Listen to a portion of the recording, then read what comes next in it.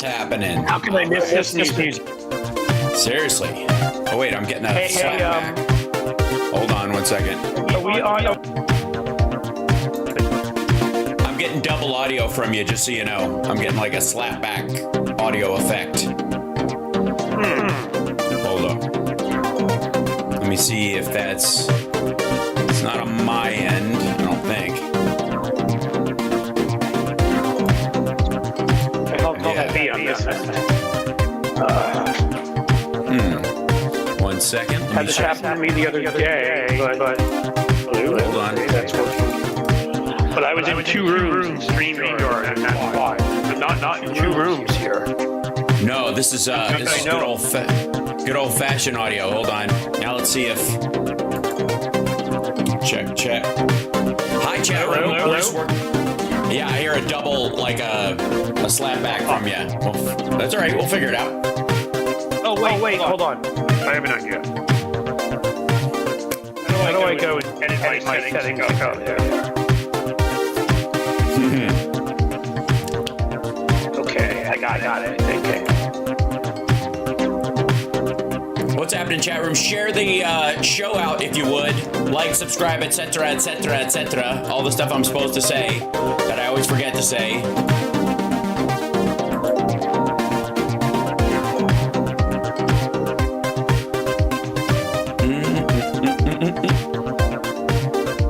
We'll get it worked out. I'm not worried. Check for me.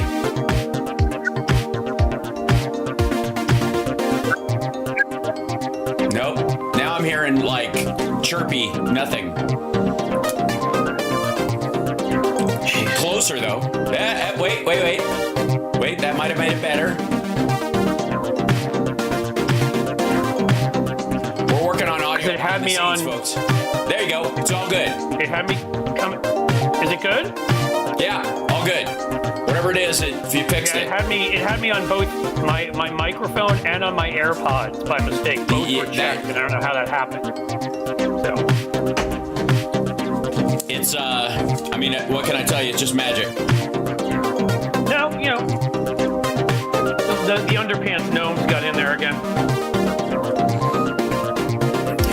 Excellent. All right, and we're good. We'll get pretty close to. Yeah, K-Link says they like your echo, quite frankly. Oh, I see that. Thank you. I echo with the best of them. I am an echoing chief. Hey, Hal? Yeah. I don't know. Yes. Maybe folks can hear this, but I don't think it's a big deal. can. Are you going to be available sometime later after the show? I need to reach out about something. Yes, let's have a phone call. Okay. I'm for it. Okay. You're pro phone call, you're saying? Yes, I am. Always. There you go. Me too.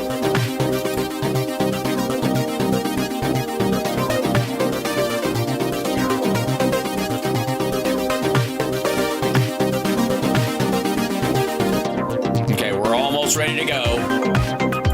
All right. Hey, Steph heads and Destiny followers and all that stuff. Start mentioning the show in everybody's chat room. It helps. All right, that's all I'm going to say. And then we got to get started. 1, 2, 3, and I'll bring myself in real quick. Hi, everybody. Welcome to the show. So give me a remote section while I was fixing the minor audio issues that we had, because we want to be able to hear the dulcet tones, if I dare say, of our dear friend Cliff Schechter in just one moment. Dulcet. So I was, yeah. Yes, they are. I like them actually. Let's see. I have to remember how to spell worldwide, and then I'm going to get us up on Instagram before I bring him in, because the last time I did that, I forgot to hit live on Instagram because it's a secondary feature, and it drives me the bananas, let me say to you. It is making me the crazy pants, when I'm having to do this thing. So it is, I wish it all happened at once like the other stuff. I wish it was turnkey, but it is not. This is what the cost of the greatest live stream in the history of live streams, ladies and gentlemen. 3, 2, 1, okay, and hit the thing. And then if I hit this little button right here, then I will bring in Cliff and we will be completely Instagrammed if it goes right now. There we go. And we're going live on Instagram currently. Excellent. Okay, now I feel better. Now I feel like a responsible host so that I can bring in my first guest of the day, the much ballyhooed, the dulcet tones of, if I may, Cliff Schechter joining us. How are you, sir? You're correct. I'm feeling good because I'm very ballyhooed. And yes, that always makes me feel better about life. Yeah. And I've said that about you for quite some time. That you are much ballyhooed. Now that said, right. and go ahead. Sorry. Okay. Oh, I was just going to say that I will not argue this point. It is inarguable as far as I'm concerned. Hold on, I'm going to turn off the green screen thing on it because it's making you a little funky color-wise. There you go. That's better. Ooh, look at me. Yeah, it's much better. Because you don't look a little bit like Guardians of the Galaxy, one of the I can't remember what they're called. Damn it! But one of the cool creatures from Guardians of the Galaxy that Peter is hooking up with at the beginning of the first movie, where he's like, "Oh, I forgot you were on board." Right. Yeah. I can't remember. Do you know what I'm talking about? Like they were green, I think. Yeah, absolutely. Yes, they were. They were. It was a throwback to Star Trek, I believe, personally. Yes.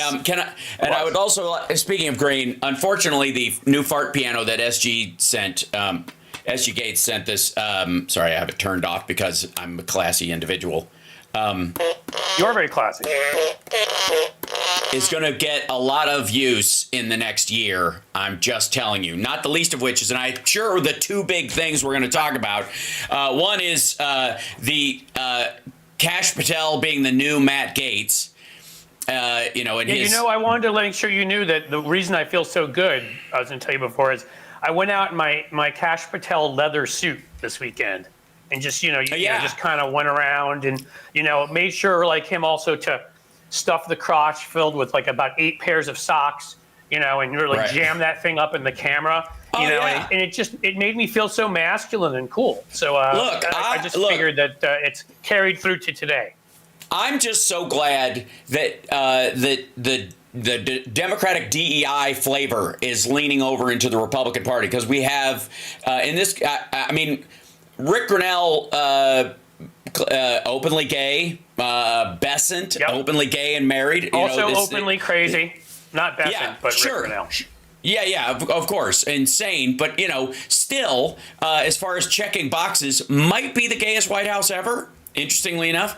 And now with Kash Patel as our first possible leather daddy to head the FBI, not since we had he wears that stuff to sleep at night. You know it. He's going commando in there, too. He has it's just the socks. You can't wear underwear with leather pants. You can't get them off. Don't ask me. Don't trust me on this. Go to, I believe it's the Planet Hollywood or I think it's Planet Hollywood in Hollywood. They have a pair of Jim Morrison's pants that he wore. Yes. Wait for it. Wore for 2 years straight. Oh, God. Only pants he wore. God help us. I'm sure they stand up on their own. Was there a washing done in between or no? The amount of DNA in those pants must peak some sort of. It's like only rivals one of those like weird doctors who used his own sperm in a clinic that he was in a donator clinic, and so he could have hundreds of children. The amount of DNA in his own pants. Like if he were still alive, he could be a Trump cabinet appointee. I mean, they tend to go for those too over there. So there's that. I was going to say, I know what you're saying to be true from years of Aerosmith concerts. When Steven Tyler's leather pants were not fitting correctly, they are one of my favorite bands, and may their work rest in peace. Even though they're still good, but we had tickets to the final tour, and that was very sad. But in any case, it was. It was all Joe, I saw I'm telling Steven you, Tyler's though. butt crack more than a few times, and I didn't intend to. It's just when the leather pants start to come down and you get good seats up there, there's no underwear on underneath them. There just isn't. No. So, you no, know. not at all. No. Also, by the way, anywho, next topic, Dark Brandon Dunn says, yes, I understand. You don't want to talk about Steven Tyler's butt crack? Why not? Yeah. But like, that is our ballast for sanity in this modern society. Is hilarious. I mean, the world has been led by mad kings before, so we will get through this as well. That said, I personally think Kash Patel doesn't make it. I think he bows out as well. Oh, I don't think. I think it's much the same as Matt Gaetz. There's yes. I mean, to his discredit, I think among Trump nominees, he may be one of the few male ones so far that I've heard no accusations of sexual assault, which seems to make him an aberration among the male nominees that Trump has put forward. Was the second. Am I wrong about that? He was the second choice. And that's also, a fair point. So, okay. Mm-hmm. But there's so much impropriety. There's so much financial impropriety. There's so much, January 6th impropriety. And obviously the Nunez memo, which was like clowns could have written it in crayon. And there's just a lot there that I don't even think the Lisa Murkowskis of the world are going to be like, yeah, that guy with the crack eyes. Right. He's a guy, that crazy guy, who clearly obviously has no. Well, I mean, he has no background in this. His only background in law enforcement is actually committing alleged crimes. So, and I remember that when Bill Barr, when they wanted to appoint him deputy to Bill Barr said, "Over my dead body," was the quote. You can decide which way you would have liked that. Gina Haspel, the CIA director, when they wanted to make him her deputy, said, "If you do that, I will quit." So again, even the Trumpers hate him. Yeah. And again, you've got the narrowest margin in the House, and the Senate is very aware that that this is by no means a mandate, and none of them are interested in dismantling the FBI so that the Russians can move in and just take over every telecom system in the country with with eavesdropping and sabotage. It's fascinating to me, and this is maybe a modern illness, that we all, the word establishment has become such a bad word that people don't understand the sheer constant gardening and effort that it takes to keep something that functioning until possibly it's attacked, and then they suddenly become too aware of it. See RFK it's amazing, Jr. Isn't it? Right and afterwards, vaccines. You're like, oh yeah, oh fuck, nobody ever. A bridge is an establishment, and if I start attacking the foundations of it, could have never. Yeah. Sorry, go ahead. Sometimes it's hard to hear you. I apologize. Go for it. That's okay. I was just saying, like a bridge is an establishment, and if you take it for granted, one day you're driving across it and it cadavers on you. And that's, I think, where people are, I think people on our side are a bit waking up to that in our bit of pre-dunking on the maggots in red states. They're going to be negatively affected by all this stuff because they're on the downslope of all this. The poor, the most reliant on federal funds. They are not the establishment. No. Let's put it that way. In no way they rely are they on the establishment. This beautifully, creatively named, not a joke agency, Doge.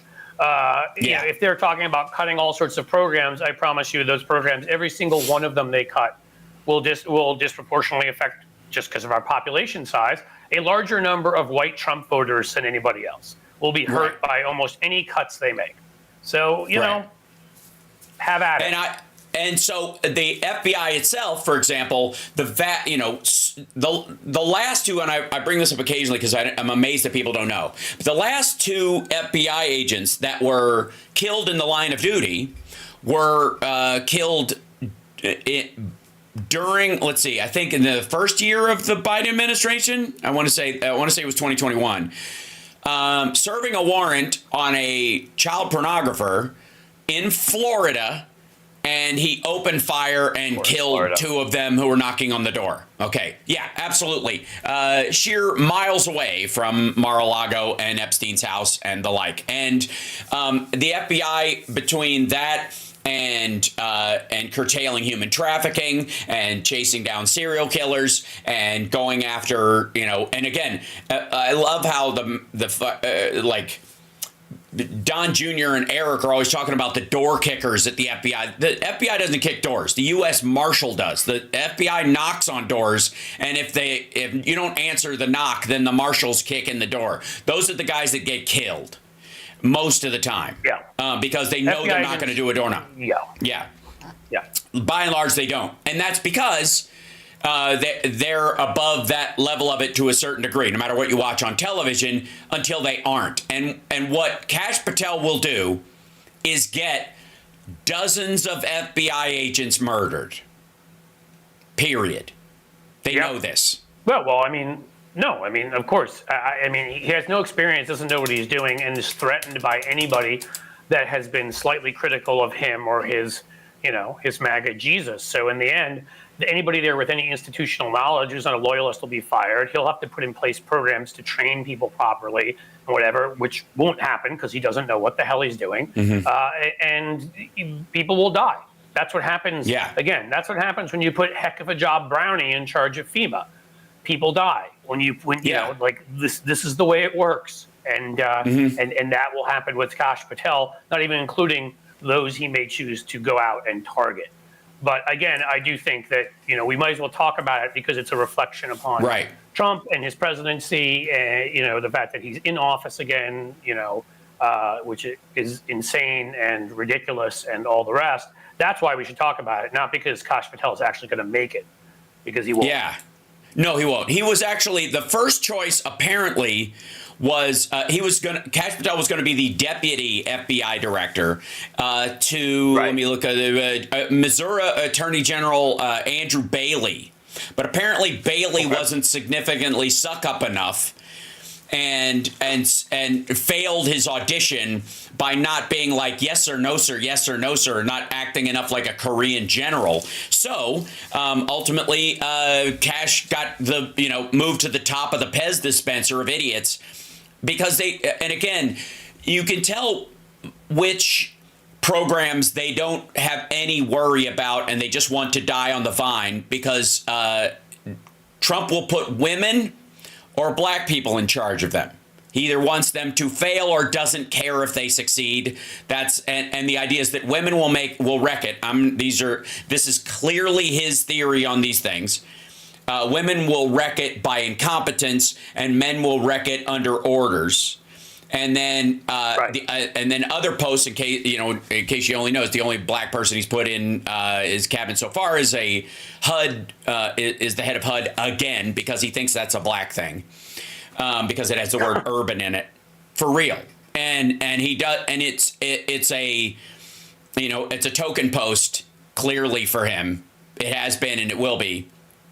But the interesting thing is, and this is kind of fascinating to me, because there's a big flip out going on in the hard right about the number of Indians in that are in Trump world between Ramaswamy. It was going to be inevitable, and Kash Patel. Right? Yep.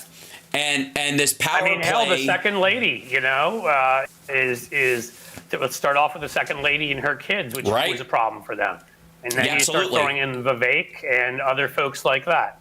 So and there's an increasing number of them apparently is causing a big panic everywhere. Now, I would like to remind everybody that technically speaking, Indian people are Caucasian, which again, it took a bunch of redneck racists in, I think it was Arizona, a lot of money to find out, because they created a what they thought was a whites only college fund sort of. I mean, I wouldn't call it a scholarship fully, because they were gonna, you didn't have to win it, you just had to be it. Scholarship seems to be like there's some scholarly effort going in, but it was aimed at whites only. But the wording they used was Caucasian, and technically speaking, because of Asia and the Caucasus Mountains, Indian people are were the original ones Caucasian. to call themselves Caucasian, which is sort of funny. Right. That's Oops. right. It's like the Iranians being Aryan. That's where the word Iran comes from. Aryan. That's the root of it. Right. And it's these people's ignorance that I find a tremendous, hilarity. No, I and it's enjoy really, it. They're all just Arabs is sort of what they're thinking. But yes, right. Exactly. That's the easy place to go. But yeah, and I think, now I could be wrong about this, but I think if I remember correctly, I think the Surgeon General too. Is that right? I think maybe Indian American. Yes, that's right. The nominee. Yep. So I mean, yeah, he's putting all sorts of people in there, like that, and which and in a Democratic House, as we know, we wouldn't care. But on the right, they are flipping the F out. right? Because there's reality of who is, as you said, Caucasian, but their reality doesn't much matter. White babies, white babies, white babies. That's all they want. Right. That's all they care about. Yeah. And let me be more specific. White Christian straight babies, white Christian straight babies. Anything else needs to be discarded. So sorry if you're Indian and you're technically Caucasian, they don't accept that. Yeah, it's interesting to me. Clearly, the writing has been on the wall in terms of the Chinese economy and the shifting reliance to India by America economically as our secondary outsource. The primary one being Mexico, the secondary one being India. Now with the first female Jewish president of Mexico being leaning more socialist, let's say, than other people, which is again a matter of degrees, but certainly more pro-labor.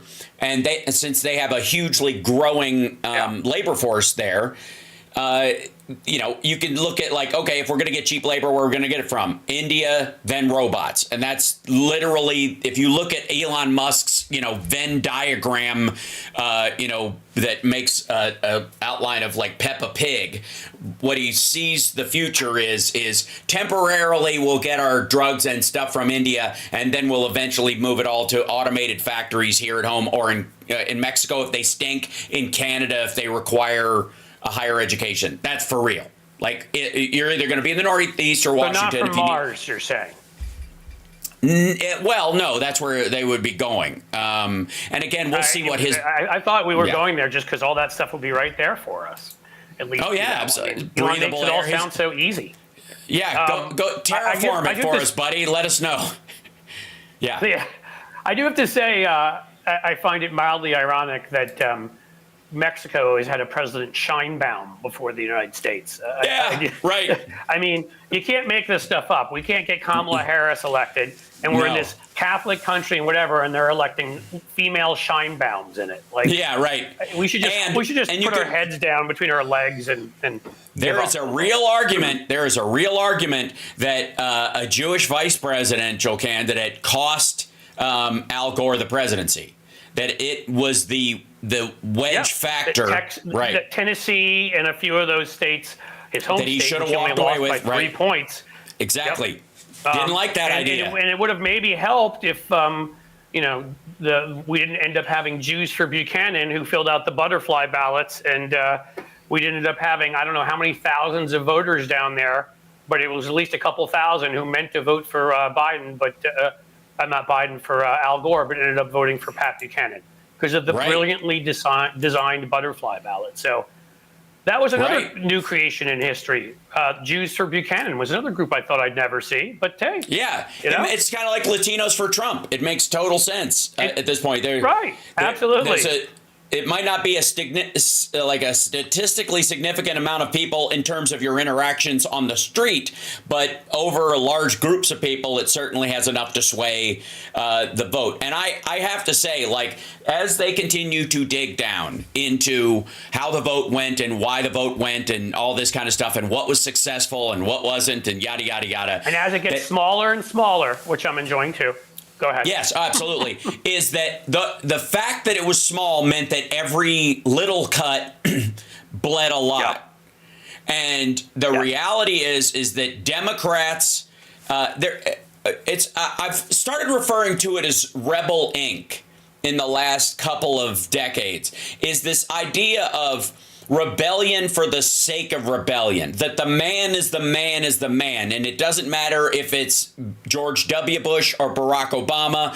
at a certain point, you get like you get leather jacket points for shitting on the presidency, no matter who it is. Both parties are the same, and well, I mean, Russia pushes that stuff to get people to vote for Jill Stein. Absolutely, and I would, the Young Turks are a great example of that. I mean, I was going to just say, Cenk's brilliant quote from the other day, and that was the first show that I ever had a regular gig on when let's just say he was very different 20 years ago.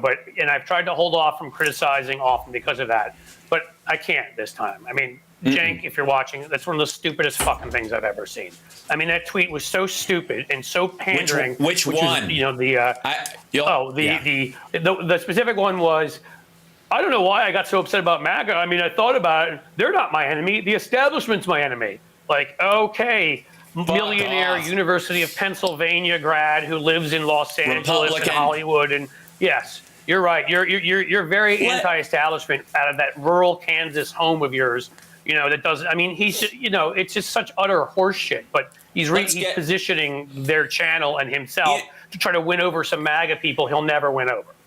Right. Well, again, whether Anna's come to it naturally and has moved towards the center left as opposed to the Jacobin psychopath that she used to be, and then suddenly everybody thinks that's a move to the right because they're so far to the left in that regard, and she isn't. She's just talking sensibly about a couple of issues and going overboard because she's being attacked for even talking normally about just middle of the road issues on something. And of course, that's what spins someone into losing their mind. Let's understand that the Young Turks is named after the group that carried out the Armenian genocide, the Armenian genocide that were the brown Armenian shirts genocide, as well as, and it's never given full credit. Large groups of Greeks. There are groups of, I believe it was some of the Christian.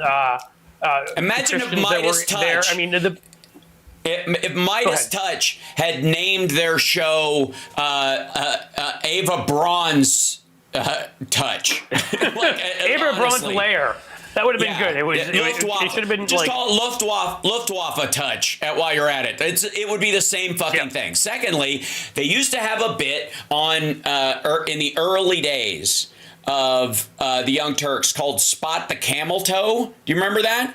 They used to do this thing where they would show someone's camel toe, a woman wearing too tight tights or something, and then they would say, whose camel toe do you think that is? It was hilarious. And let me just say to all of them, everybody who works there, when they're criticizing the fucking Man Show when it was on, which by comparison, there's nothing on the Man Show that fucking compares to Spot the Camel Toe. So get fucked, you losers. And secondly, there were a lot of, and again, I was on the show back then, there were a lot of comments on air about who, quote, was fuckable, and things of that sort were flying around. And there was all, as you said, the Turkish bravado. I don't think initially he even admitted the genocide had occurred. I think he was a denier. Initially. He was, and up until 2 years ago. I mean, I think the Biden administration beat him to it. I think Obama beat him to it. Actually, I think it took us a ridiculously long time. And I will disclose, I've worked with a group called Birthright Armenia that's about educating people about a lot of this. I've consulted for them. We were trying to stop an attack by Azerbaijan on an ethnic enclave. And they still did it. And so I am steeped in these issues because I've worked on it. I just like to disclose those things so people don't think I'm being a paid whatever. But this is simple, straightforward stuff. Right. There were political reasons because of NATO that the United States wasn't admitting it, which was horrific, and the United Kingdom still hasn't, I don't think. And it was all based on NATO politics and the rest. But there was no reason for someone like Cenk to sit there and not admit it, and he wouldn't, and neither would any of them. And somehow somebody named Anna Kasparian wanted to join a show with a guy that wouldn't admit that there was an Armenian genocide. I don't know. That named Somebody the else show explain that to me after the someday. people who carried it out. Like, it's one thing to be like, because you're Turkish, you're touchy and whatever, and you have this kind of family history, and maybe it makes Thanksgiving awkward if you make a big deal out of it. So on the down low you do. But he wrote a paper against it initially, wouldn't do it for years, and then names his company after it, and she still joined. So let me understand. Let me tell you that the people who are involved in that show walk into it. That's why, you know, the next show I'm going to join, Hal, I had to announce, I was going to tell you I won't be able to be here anymore. It's called Himmler's Cabaret. And I'm really excited about it. I'm gonna go because as they invite me right away, and I thought as somebody Jewish going and joining Himmler's Cabaret sounded like the perfect place for me to show all of my skills. Absolutely. So in any case, I think that's what they're going to have you wear. Doing too. And I love that they're going to have you wear the host outfit from Cabaret, the actual outfit, or is it Dr. Frankenfurter's outfit from Rocky Horror? I always forget because there's a thin line. Maybe they'll give me some choice, you know. Well, yeah, they'll give me some choice. Wear your Kash Patel and call it a day. That said, here's what I would. The point I'm trying to get to is there's a big part, a big group on our side that has, and I've talked about them before, and TYT is the prime example of this. If we don't get everything, nobody gets anything.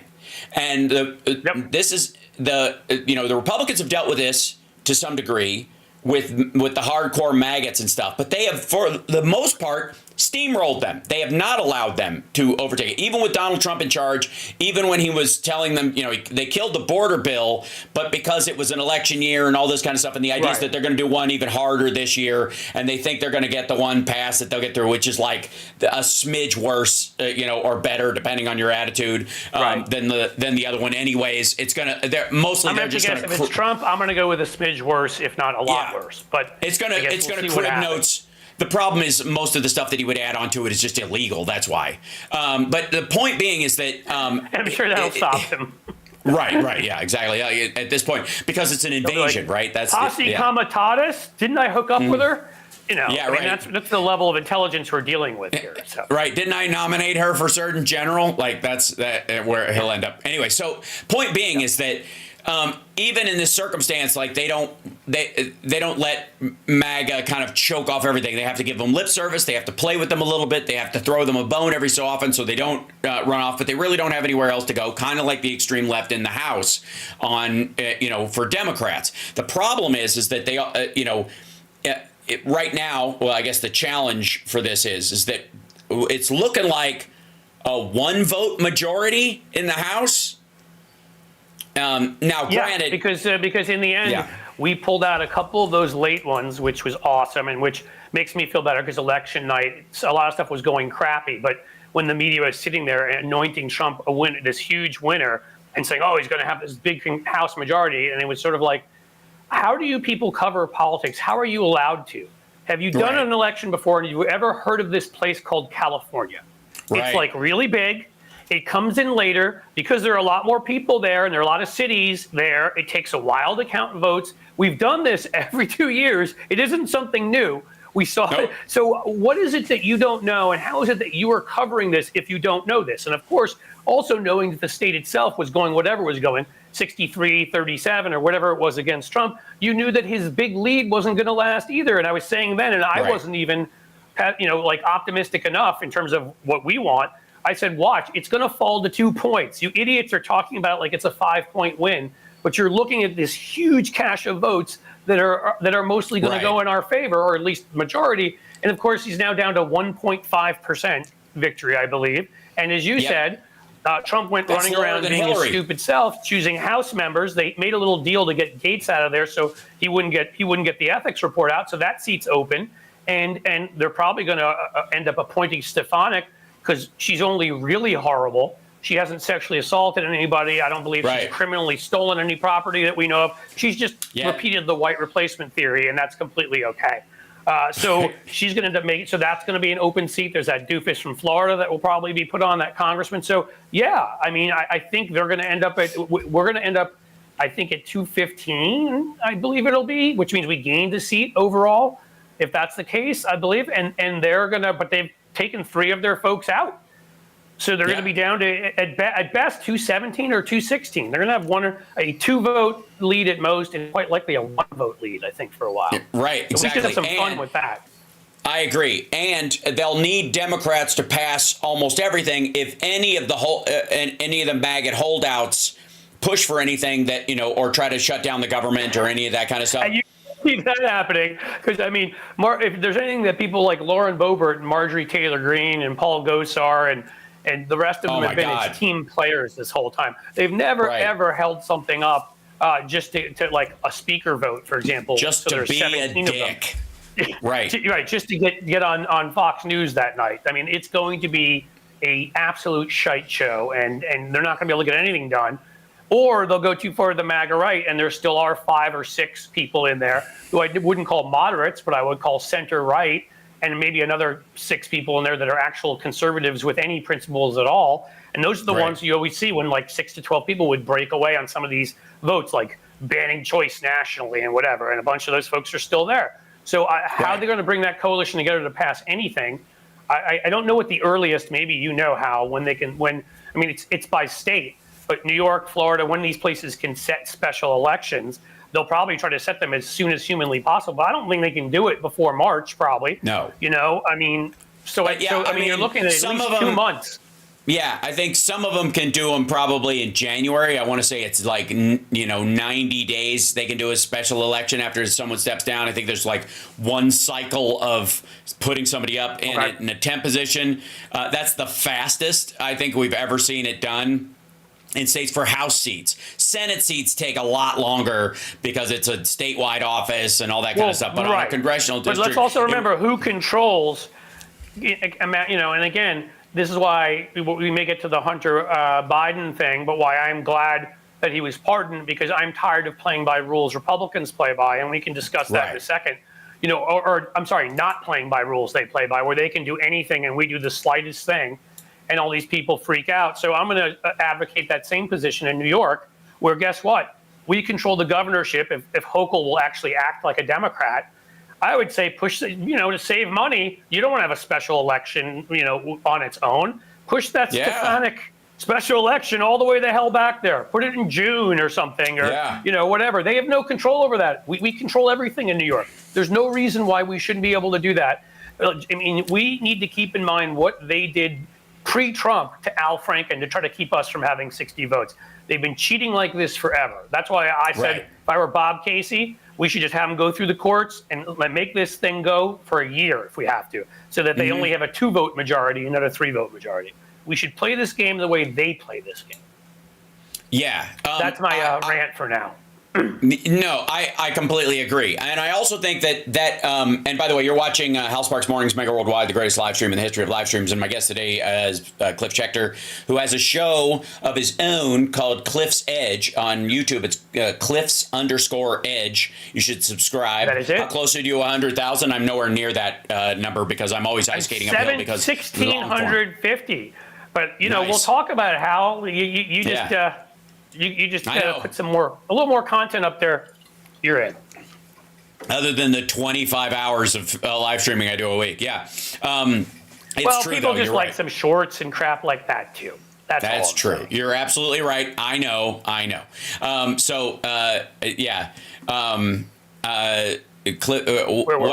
What I'm calling Cliff's Edge fans. Is that somebody has? Edgelords. Sure, I like that.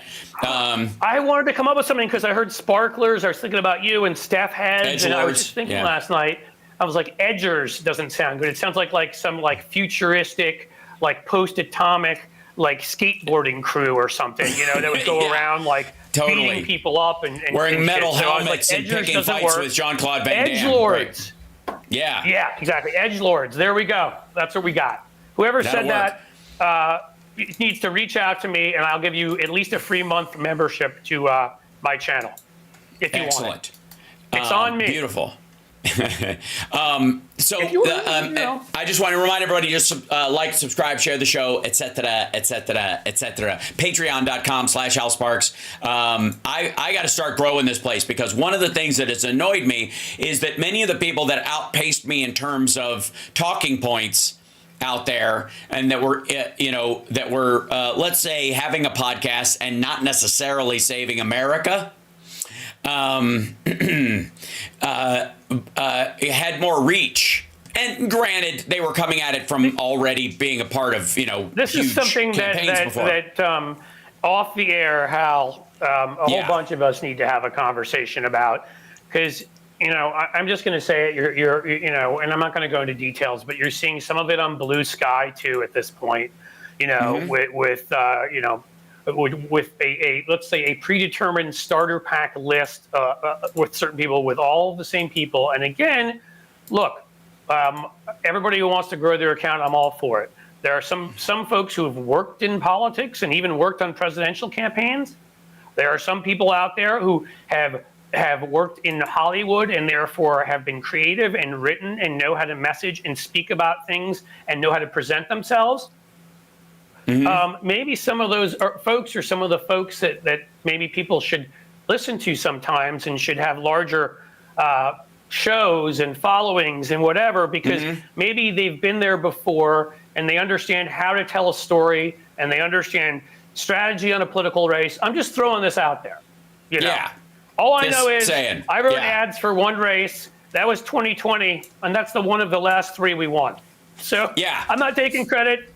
I was one of a group, but and again, right, yeah. And I have to say, by the way, that I don't have to say it, but I will, is that I have, some of the cautionary tales I was telling early on in the conversation about, jargon over humanity, which I have always pushed back against, where people will fight for how you say something over the meaning underlying it, and thinking that like that. And I would say this is the murder that branding has caused. This is the death that branding has in its wake, is this idea of just focusing on the imaging of something and not worrying about the underlying reality of it. And so you get stuck on phrases that carry, because I think we envied for a long time, and I'm sure you saw this, Democrats for a long time. I remember them envying how the Republicans could just run these like bumper sticker campaigns, right?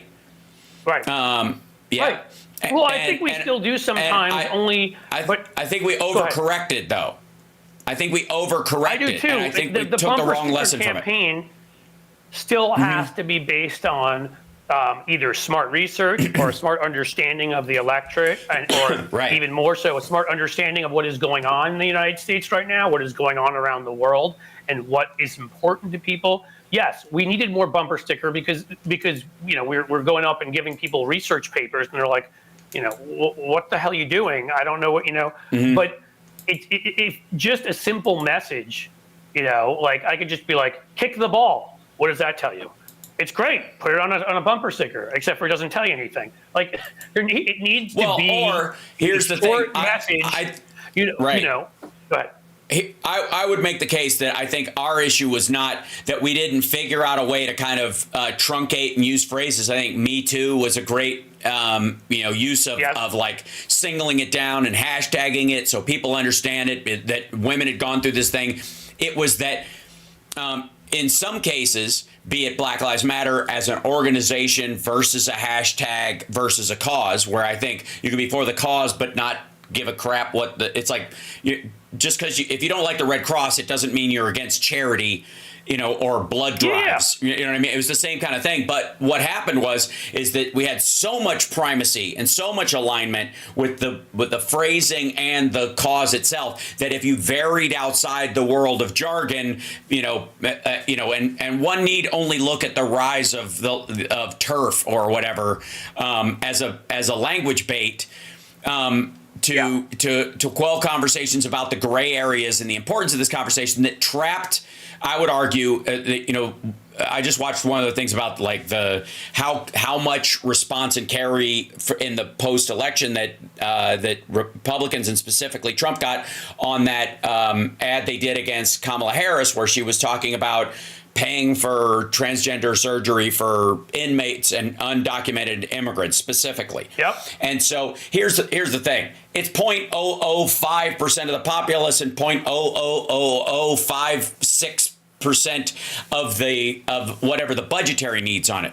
But the reality is that the reaction to it looked like she was flip-flopping again on something because she had changed her mind on it, and two, it wasn't thought through in the beginning anyways because look, it was a brilliantly. You weren't even allowed to have a depth of conversation about it because you'd be accused of being against it if you were just going, wait, how would this work? That's where Democrats got trapped. Republicans didn't get trapped at all. Republicans did not get trapped. They just went, it sucks.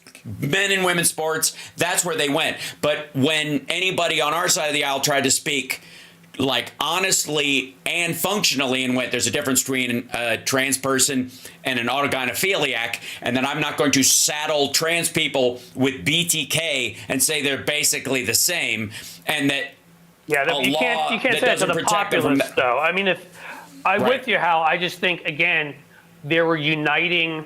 2020, it's always easy, right? I still thought we were going to win at the time. I still, but there's a whole bunch going on here, that people don't get. That's why I was saying each little cut meant a lot. That was a brilliantly written. It was evil, like the Willie Horton ad was evil, but it was a brilliantly written evil ad because when they said the whole therefore they, them at the end, the implication, of course, was beyond just it was trans totally issues. anti-trans as its root. Yeah. Right. And we could have put together, certain aspects like certain things like that. But again, when you're talking about, and there's two issues here, when you're talking about, Pod didn't save anything, or whoever else you feel like ripping on, or or the. Oh my God, they had fucking Hassan on this week. The young genociders, in the Turkish area. I think that was the longer name of the show.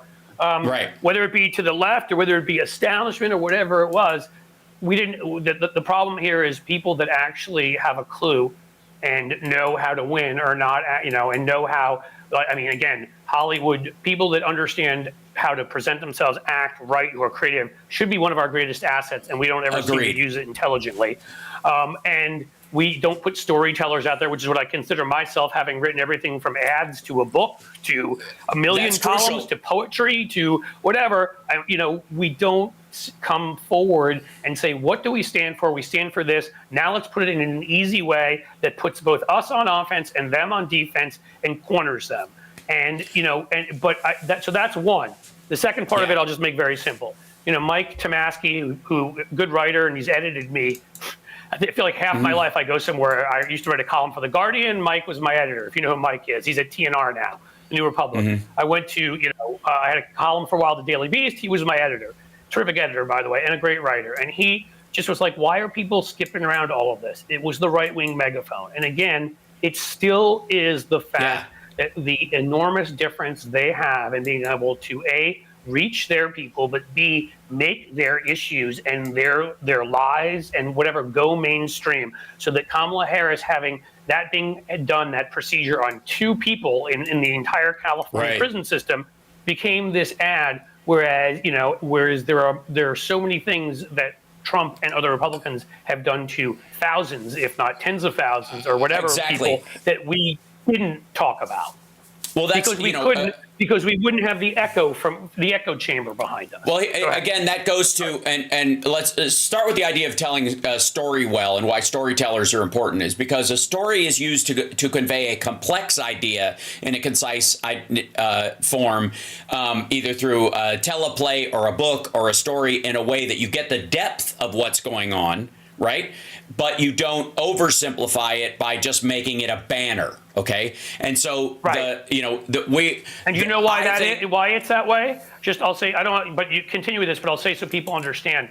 We need to understand the human mind better. It's evolution, because we couldn't write forever. We were not literate as a species. So stories are passed on orally. And that is how people developed certain abilities to understand things certain ways, viscerally. Stories have to have a good guy, a bad guy. The bad guy is doing something that's hurting you. The good guy's coming in and is going to help you in this way. These are the things that need to be part of a story. I'll just kick it back. I think it's important that people get that you can't change this. This is how our minds work in terms of evolution. Stories must be told. Yeah. That's the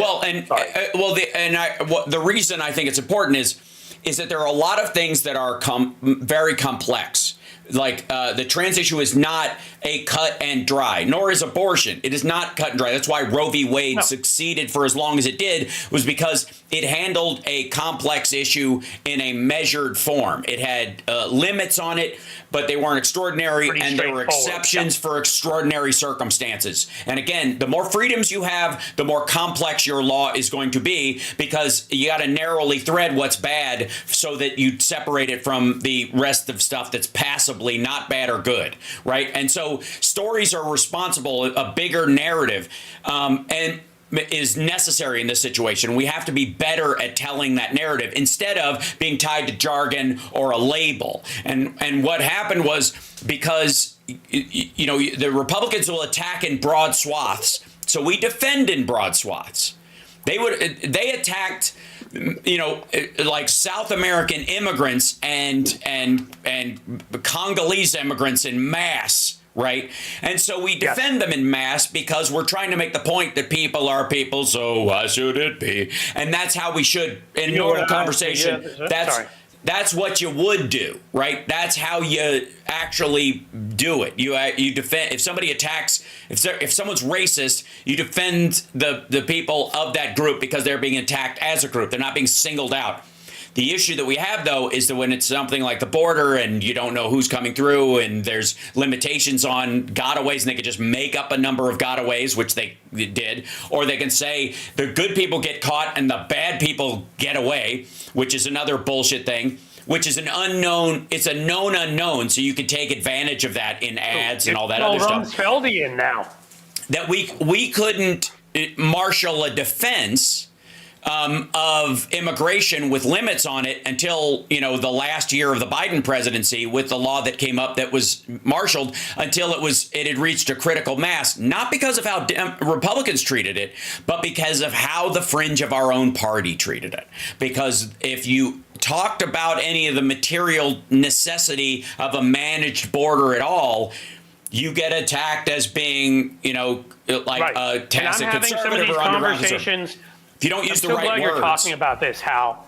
I'm so glad you are, because, again, a number of the issues we brought up here today, where they went after us on the fringe, I just decided on my live stream, I'm going to talk about them. We're going to have conversations. We're not going to shout and say, no, you're canceled, you're out, you can't talk about that, you're a bigot, you're this, you're that. I mean, again, countries that what we want to lead with all the time is empathy, caring about human beings, right. And you'd think if they read their New Testament, the Good Samaritan and all that. At the same time, there are dangers that come across borders. They can come that way. And so the fact of the matter is, you still, just the way you have to protect military bases because they could be attacked, and you have to protect your border. There needs to be a system. And there needs to be, if somebody, jumps ahead of somebody else, there needs to be a penalty paid. It doesn't mean I think we should then kick you back out. I mean, what should have been brought up to all, I would love it, any of the Republican Jewish coalition, is I would have said, so you would have sent the St. Louis back in 1939, right? You would have done that. Yes, they would have. You just send them back to die. That we weren't bringing up any of those cases that we should have brought up that would resonate with people and say, we are going to be humanitarian, but we're going to handle this in a way where people obviously who are at the front of the line, and Wade will get in. Others there'll be penalties. But you know what?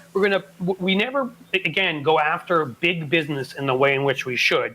We're going to go after, we're going to these agribusinesses that are frickin' breaking all of these rules and just putting garbage in our food.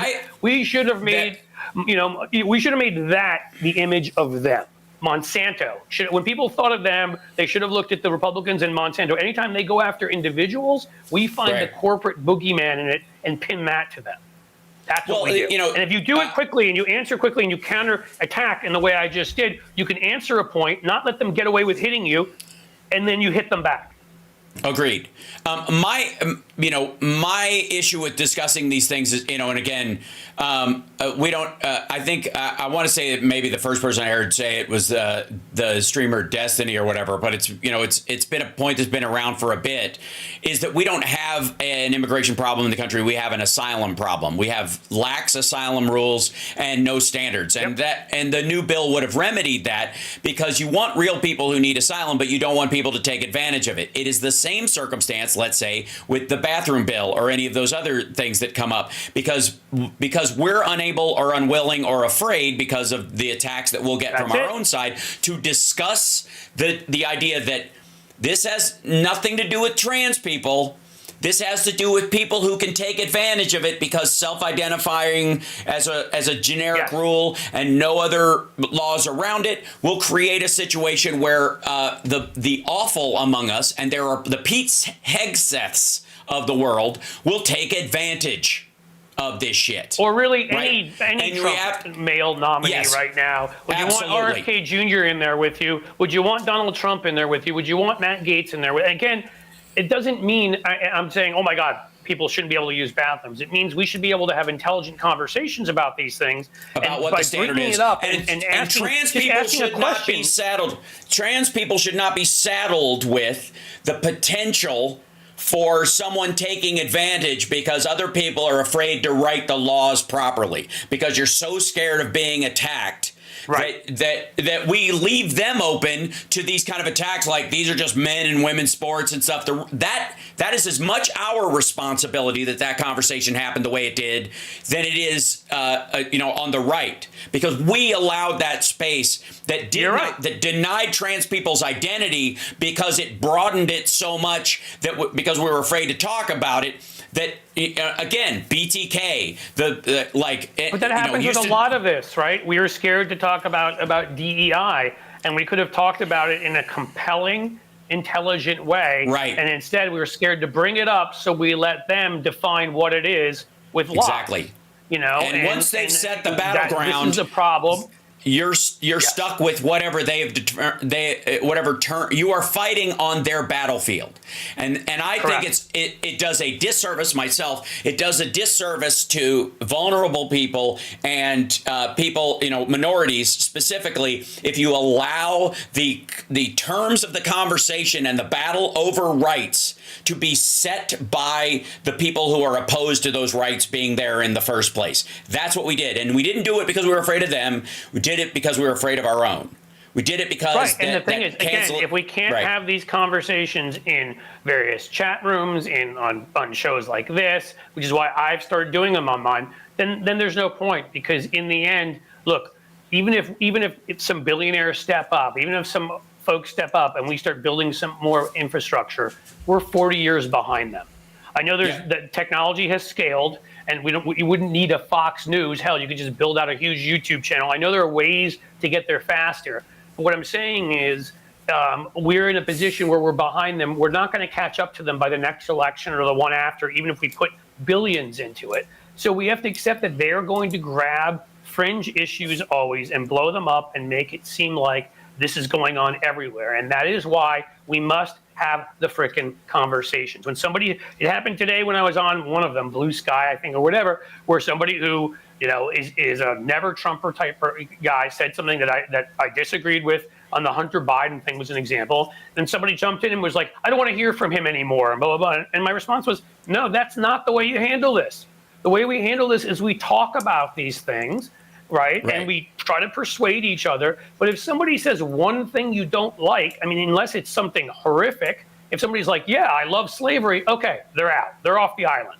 But if they just disagree with you about something, we're not going to all agree 100% of the time. So assume that most of us are here in good faith, and the only way that you just blow somebody off is if you know that they're there in bad faith and they're full of crap and they're on their way to a right-wing payday, a Glenn Greenwald type, right? Well, but if it's somebody there in good faith, that's my take on it. You need to be able to have these conversations, because if we don't have them with each other and come out a united front, they'll have them about us. And they will set the terms. They will set the terms of the conversation. And again, I keep going back to that line from Mindhunter, which just it rattled my cage. And it was, when Edmund Kemper is talking to them about them defining serial killers by organized and disorganized and impulse killers versus people that have mommy issues or what have you. And he goes, it seems to me all of your intuitions about serial killers has been based on the ones you've been able to catch. And there is an online hierarchy, a tag of, where, okay, you're a first tier, second tier, slacktivist, online podcast host, whatever. And those people set the terms for the conversation, both right and left. And we got Tara Dublin waiting in the wings, and we'll discuss some of this, I have no doubt, with her as well. But what I would say is that, you and I think everybody that I've had on my show, I think the only frustration that I've experienced is when you're trying to move the ball down the field as an incrementalist, really make progress.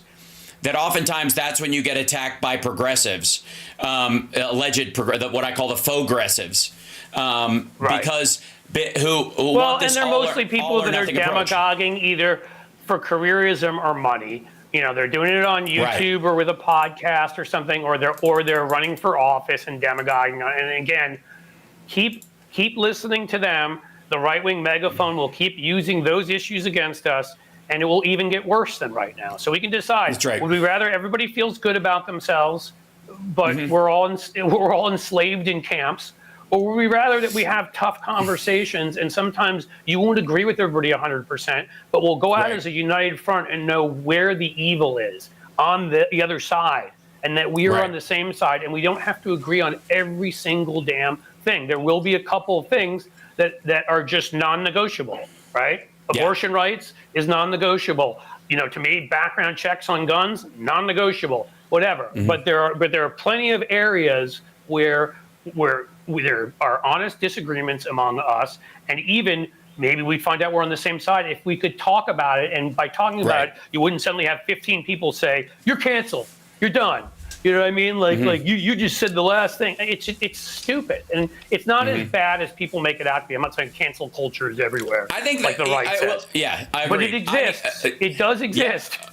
Agreed. I want to remind everybody, Cliff's got a show called Cliff's Edge on his YouTube channel. You and I will talk later on today, my good sir, and we'll continue to try to move this ball down the field. But I think the primary thing is, and what my point is going to be as a baby step, is that whenever somebody starts using jargon with me, like the kind of cut to the chase, short order language that I hear a lot repeated online, and I go, it's great for shorthand preaching to the choir because jargon is great inside a cult, but outside or explaining it, they don't know what the heck clear means. Ask any Scientologist the blank stare they get when somebody, if you haven't been doing jokes about it like I have in LA for years, you don't know what the hell they're talking about, and that's a problem for them. It sounds nice. I guess it's it's better than not being clear, but it seems weird, and I'm not sure I'm interested. And they may believe in it and they may sell it all they want,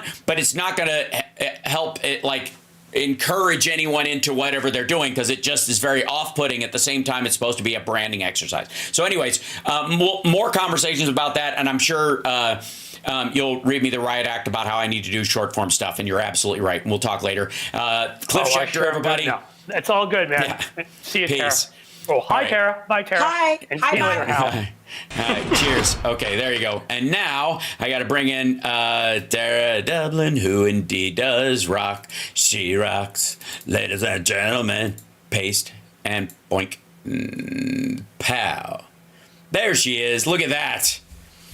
Hey. Howdy. You got to get the shirt in. I wore it especially for today. All right. Okay, hold on. Yes, I can. Of course I can. I always wear something special to suit the occasion. There it is. It's not that I want people looking there. It's just I want the message across. Anyway. Right. Whatever.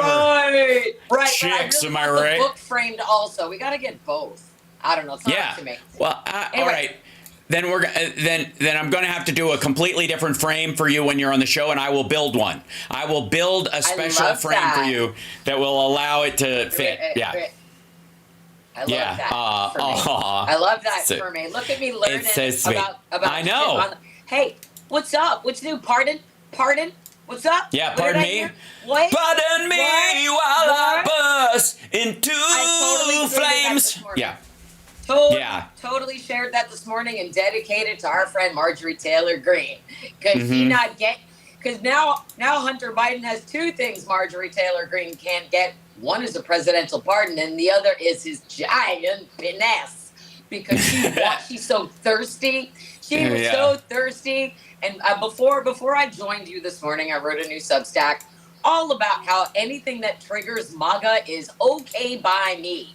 And this has triggered them so gloriously that I don't care about the politics behind it. I don't care whether or not it sets a bad precedent, considering that Donald Trump has set every awful precedent possible. Joe Biden acted out of love and protectiveness and an abundance of caution, considering that if Donald Trump is back in the White House, one of the first things he would have done was make sure that Hunter Biden was strung up by his ankles publicly. So, you know, I'm fine with being protective of a private American citizen, as Speaker Mike Johnson has called for when it comes to Matt Gaetz. So if you're going to be a fucking Trumpocrat about all of this, I'm going to laugh at you.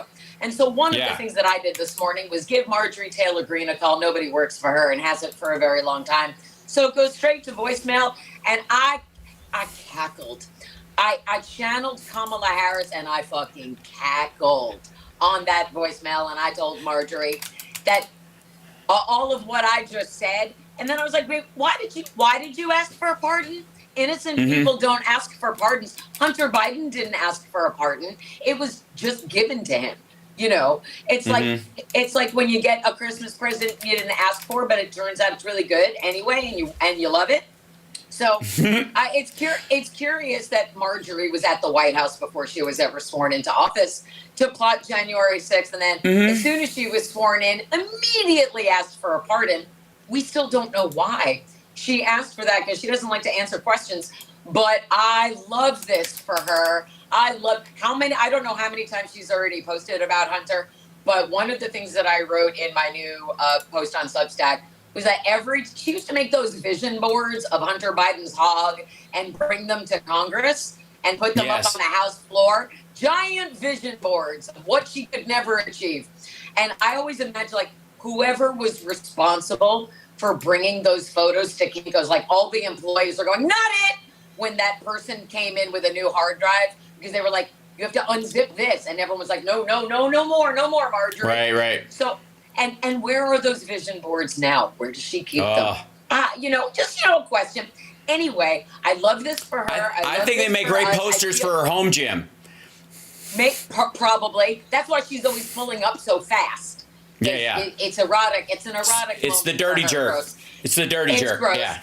All of it is gross, but it's glorious. It's a glorious moment because, once again, no one triggers the MAGAs quite like Hunter, because his father loves him openly. And they don't know what that's like.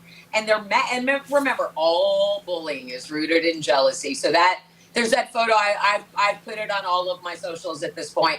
That beautiful black and white photo of Joe Biden embracing Hunter and kissing him. And everybody is so jealous of that because Donald Trump hates his children, hates them because they're so and his mother hated him. And they continue to make mistakes, unless they're useful in some way to be a patsy for him. But again and again, we've never seen Donald Trump being affectionate with his children. Except, Ivanka and awkwardly. All of that. Yeah. But his own sons, nope. So I love this for us. I feel like I want to believe that Joe Biden is going to give us a present every single day in December. On the first day of December, Joe Biden gave to us. It's a little boost. It gave us a little pop in our step yesterday. And I love how Joe Biden loves to sneak something in on a Sunday when literally no one's expecting it. He did it again. He did it in July, and then he did it yesterday. I was like dozing on the couch. I'm like, it's a lazy Sunday. I'm not going to miss much. I wake up, Hunter Biden is pardoned. It's magic. It's magic for me. So let them, they're being all Trump-critical over on the shitterbird thing. Yeah. And let them be that. Who cares? They can cry all they want. Hunter Biden is totally fine now, and Jim Comer and Jim Jordan can find somebody else to bully. It's fine. Why don't you try it with Matt Gaetz? He only raped little girls and sex trafficked them. It's cool. All good. We're fine. So, again, anything that triggers MAGA gives me life and makes me want to call all members of Congress to keep demanding the recount, because every day the lunacy, Kash Patel, we have to talk about that. So anyway, I The first leather daddy nominee for for FBI head. Well, I mean, who's the real one? Who do you think the real nominee is? He keeps doing this, the patsy nominee and then the real nominee behind. Well, he apparently was going to go with the Missouri AG.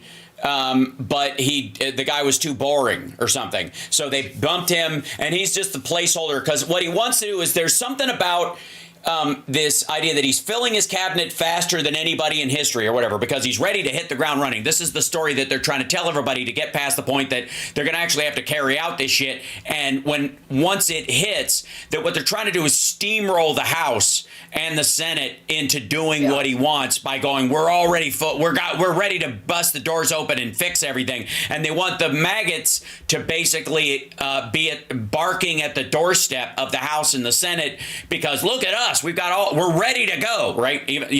But the problem is that they've still got to get these people cleared, and he's not getting anybody.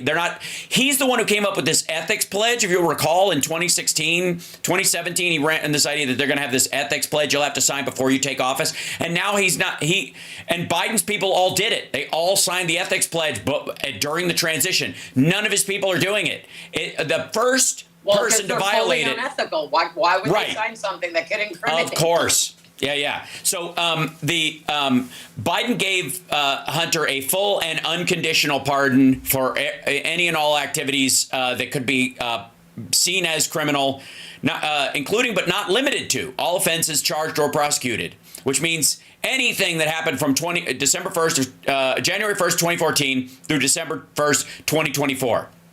So the day of the pardon, if he commits a crime tomorrow, he's on the hook for it. But for that decade, the slate is wiped clean, including the stuff that Weiss charged in the docket, and he put it in there. And specifically, the end of it is very clear. He says, "For my entire career, I followed a simple principle: just tell the American people the truth. They'll be fair-minded. Here's the truth: I believe in the justice system, but I have wrestled with this. I also believe raw politics has infected this process, and it led to a miscarriage of justice. And once I made this decision this weekend, there was no sense in delaying it further. I hope Americans will understand why a father and a president would come to this decision." The reality is that Trump world has said he should have done it a long time ago. They used to say he was a bad father because he hadn't done it already, because they wanted to hold it against him. They wanted to bully him into doing it and then shit on him for having done it.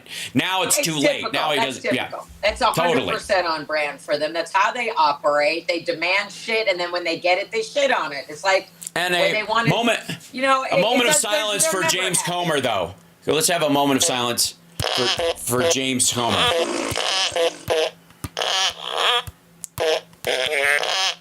Who's he gonna harass now? Who's he gonna go after now? Right? Dark Brandon came back yesterday. I was very, very happy to see him. I was afraid Dark Brandon had decided to leave office before Biden. And no, Dark Brandon's still there. Still there. Oh, yeah. Still your fucking president for a little bit longer.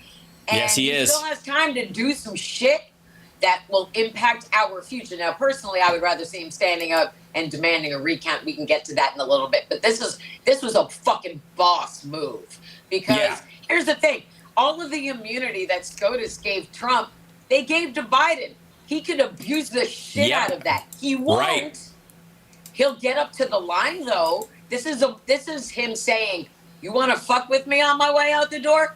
Okay, then I'm going to show you what for." Because he's not going to let his final act be letting fascism just walk through the door. He's going to make sure he puts up as many roadblocks as he can possibly do with as many executive orders as he can. And I'll be interested to see what he does with this remaining time in office, because he has time. He has time to step up and do a lot of things to protect this country. It's fascinating to me.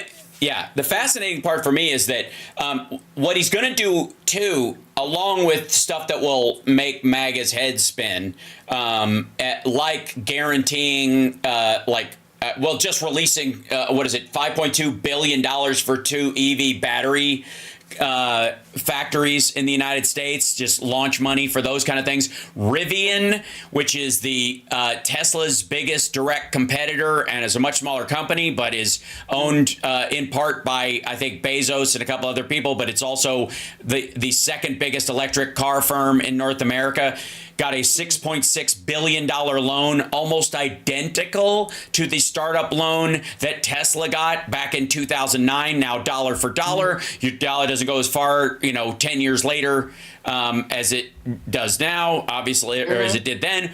But still, it's a major impact, and it will help Rivian a lot. And they also got a contract, I believe, for some of the fleet vehicles. There was, they were going to go with a bunch of, when they were trying to get a lot of electric cars in the federal fleet, they were going with Teslas because they were the only, business in town. Now they're going with GMC Hummers and these Rivian vehicles on the way out the door, and set those fucking contracts up, because here's the thing. Once those are written, if they try to undo them, huge lawsuits, because these companies have already committed to building the vehicles and selling them to the government and all that kind of stuff. Right. And so what you do is you set those kind of traps where they try to unwind it, and they start a pissing fight with somebody everywhere. It's awesome. Right. Yes, and the Rivians are made in Illinois. Biden also put restrictions on 146 Chinese companies, both related to the military and not, because they're all related to the military. That's how the CCP runs. It's half of every business. Stopping chips and AI stuff going there again, tightening those even further. Trump's not going to be able to undo those as part of a deal with China, or to bully them about his fucking tariffs. He'll have nothing. He'll have nothing to work with. Is my point. He will have nothing to work with, and all we got to do is bug him about releasing the Epstein files. Yeah, John G's got it right in the chat room. All we got to do is bug him about releasing the Epstein files nonstop for the next 4 years. Well, here's the thing. Everyone talking about releasing the Epstein files from the MAGA camp. You show them a screenshot from the Epstein files and they think it's fake because they haven't been released yet. They are being released piecemeal. There are parts of it that have been released, including the screenshot that I have been sharing for months now, for the better part of this year, the one that goes into detail about Donald Trump raping an 11-year-old and a 12-year-old and then throwing cash at them because he refused to wear a condom when he raped them, and then they were worried about getting pregnant, and he threw cash at them and told them to get a fucking abortion. And when I share that, people are like, that's fake, you're sick, blah, blah, blah. That's real. That is part of the Epstein files that you all say you want declassified, but when they get declassified, you're going to find out there is way more shit about Trump than any Democrat you could hope to wish their name is in there. Now, we're not talking about that. And when you were talking with Cliff about moving things down the field incrementally, it's hard to do that when the MAGA people are constantly moving the goalposts. And they use a lot of different things as distractions to move those goalposts. We should never, for 1 second, be talking about transgender Americans and where they use the bathroom. That should not be part of it should just be accepted that people are different. Oh, well, how about we talk about things that actually matter? Because another person's body has nothing to do with yours. You can't catch transgender from somebody. You can catch the avian flu if you're not vaccinated. That's something that's important to talk about. So It's about reshifting the narrative to things that matter to the overwhelming population, not just the small population, which is part of what you and I do, right? We try to keep people here on Earth One when we have our discussions. So, I don't really even know how we got here, but the whole point is that I will say I totally get you. The truth. Yes, I totally get you. That is the sort of burden of people who get referred to, like myself, as left of center or centrist or establishment or any of that other stuff. When I'm trying to work in the area that is actually areas where you can make progress. Okay, and that are crucial to everyone, because there is a lot of stuff that can be left up to the world of individual freedom and social interaction, right, as opposed to governmental interaction, where and the irony is that the Republicans have been looking for a nanny state far more than Democrats are. Democrats just want a baseline, I think, a safety net so people don't fall through the floor. But beyond that, and that's why they're freak out about the word equity, meaning that they and I've always said equity is the starting line, not the finish line. Equity just means you don't have any weights on you that aren't your responsibility from birth. You know what I mean? Just because you were born a certain color or religion or whatever, you should be able to get up to the starting line with everybody else. Same resources. You shouldn't starve as a child. You should have, school lunches should be ubiquitous and normal so that we have healthy kids across the country so they can start with their best. What you do with your life is fucking up to you. It's not the finish line. We're not trying to make sure all the nails are the same height. The point is the start. But they were able to take that phrase, equity, and do the same thing they did with equality, in the same way that they've made liberal a bad word, and then they realized, oh fuck, what have we done, and tried to bring it back, right? Calling themselves classical liberals and the like, or saying, regarding what and this is because, again, I don't think it's a left and a right anymore. I don't think that was ever a good example, but I think it's more like a clock, and most of us sane people are awake somewhere, in the lower part of the day. You know what I mean? Like you're it's basically like 3 to 9. You get a lot of life done. Okay, and that's mostly where governing actually exists. But midnight to 1 a.m. there's this weird switchover where it gets very dicey as far as the extremity of the conversation and how whether you can get anything done in that window that will please anybody in that level of darkness anyways, as far as they're unclear about what the solution is. And there are a lot of things we can be clear about the solution, like vaccines. Pretty clear about that. Right. Pretty rock solid, and what happened? Because we were unwilling to have that conversation on our side, but beyond just like, you're being stupid, they ran away with this dipshittery, and we now have 3 anti-vaxxers heading up the CDC, potentially heading up the FDA, the CDC, and the Health and Human Services, and the NIH, yes, the National Institute, yes. So it's all. I mean, again, every announcement of another person by this lunatic should scare the shit out of every functioning American person. Every single person will be impacted by this, and we have to keep reiterating, particularly because you are in a unique position in that you have MAGA people that come into your chat and hang out. And I don't know what they do after your chats. I don't know what they do after your shows. I don't know what they do with the messages that they hear. I don't know what they do. But you know that I keep trying to reach them every time I'm on the show with you. Sure. And that I come to them with an open heart and an open mind, and I'm very eager to reach them at a human level, because we all are at risk right now. Every single human being that is an American citizen, but also the world at large, because right now the world is enjoying a really healthy economy, thanks to Joe Biden and Kamala Harris, and that's just true. And you can go to whitehouse.gov/the-record. I'm not here to argue the details with you. I'm just asking you to please look at this as a human being, and I want every single MAGA person who is in the chat to think about somebody that you love. Just anybody. Male, female, child, adult, dog, cat. Like you love another mammal. You have to. You have to be a loving human at some part of you. Right? You have to be. I want to believe that of you. I really, truly do. And that's why every single week when I'm here with Hal, I ask you to look at the tariffs. I ask you about your health care. Those are the 2 things that you really should be the most worried about. The Department of Education is a very close third, and the FCC, all there in the top 5.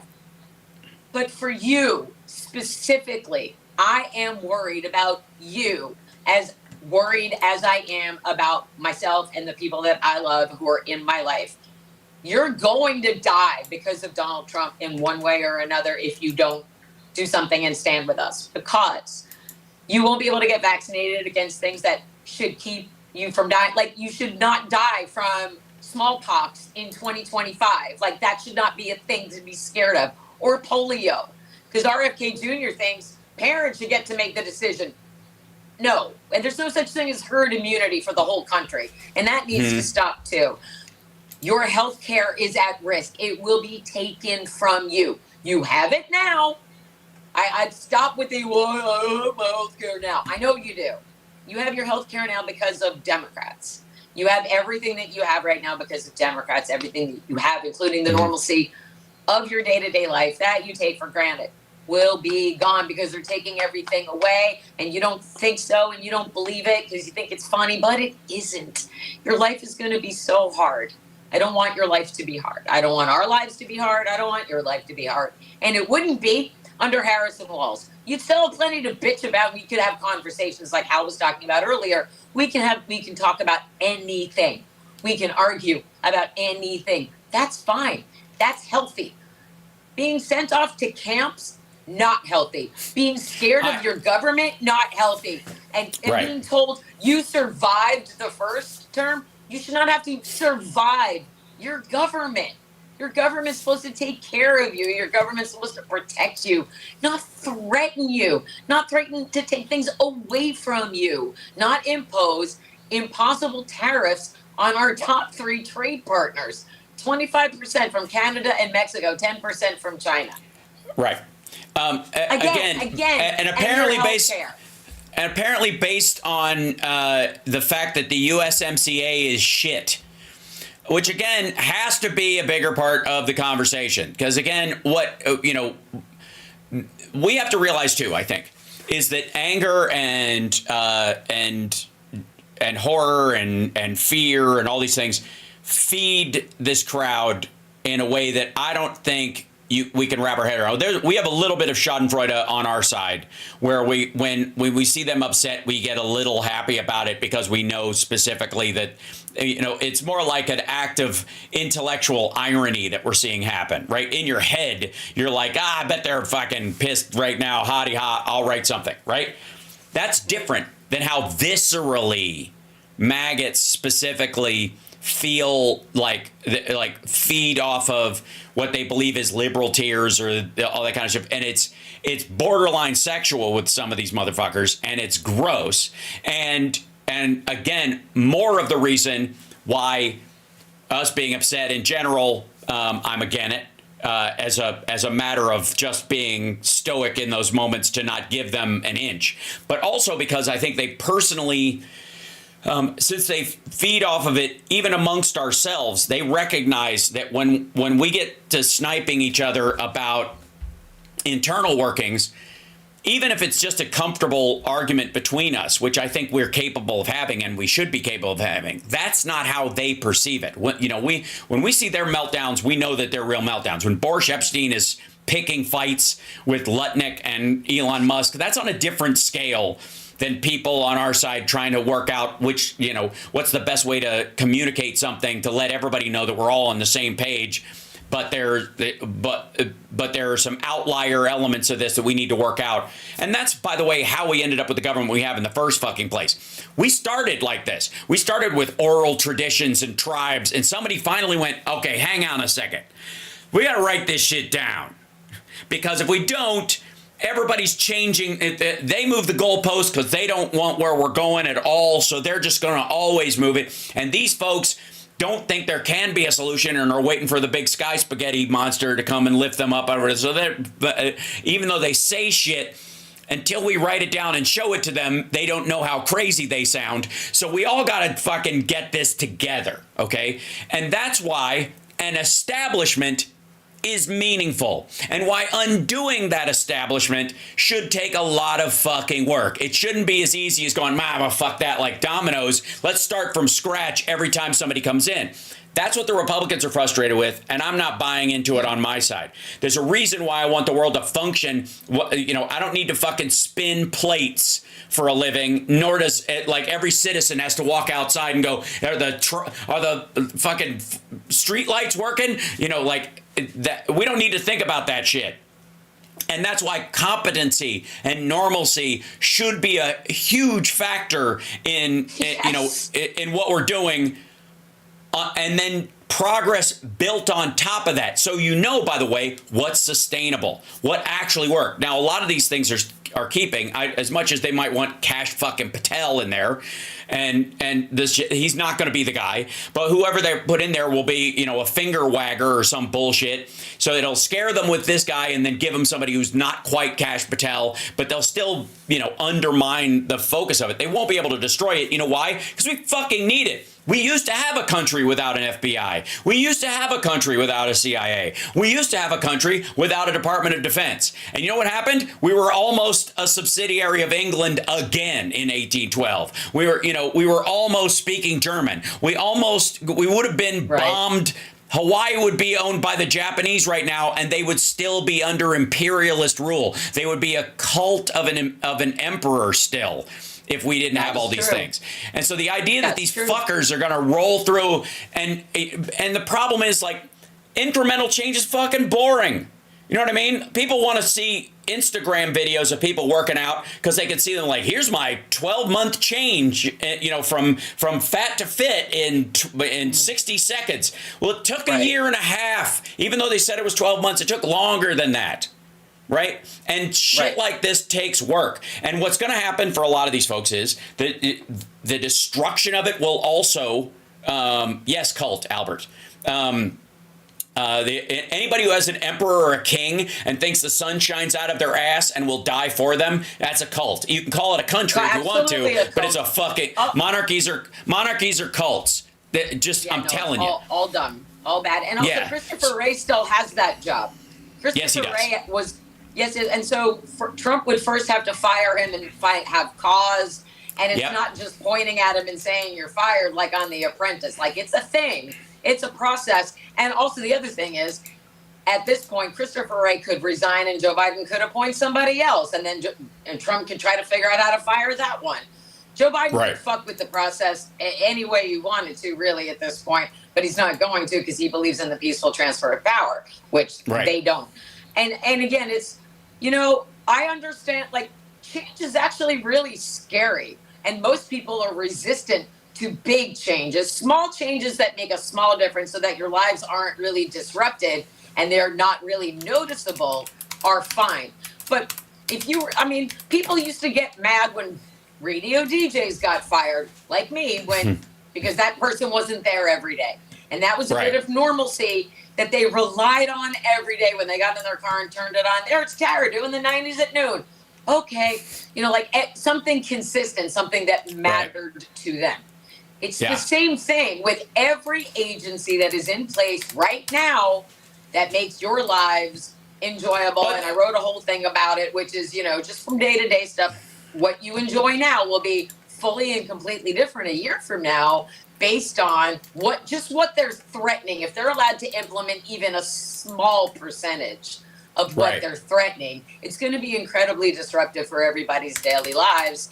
And I don't know if you saw, if we talked about it, but recently, like, one of the number one Google search after the election was, how do I change my vote and what are tariffs? Guys, come on, really? So again, this brings us back to the question of, did he win legitimately? Don't we have the right to find out? Don't you want to know the truth?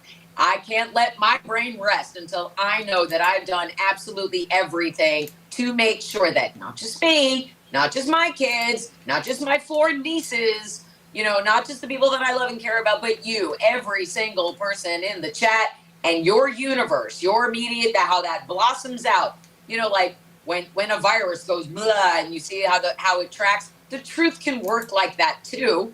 You can share the truth. Well, you can argue that easily, Yeah, you can argue that a lot of there's a lot of tariffs. It's a mind virus. Is partly to blame. Several of them for virus. What the fuck does that mean? Well, and I'll tell you exactly what it means, but it's the same. What I'm saying is there's a Trump mind virus as well. This illusion that he's a successful businessman and that gilded, furniture, even if it's painted gold, might as well be gold to the naked eye, and that there is a significant number of people in the country and in the world, indeed, who see shiny gold stuff, and even if it's just painted and it's relatively clean compared to their lives in, Trailer Park USA or, borderline refugee camp city or half-assed, mid-high-rise South African city, whatever the fuck the standard is, it looks like a lot to them. It is again, and here's the thing.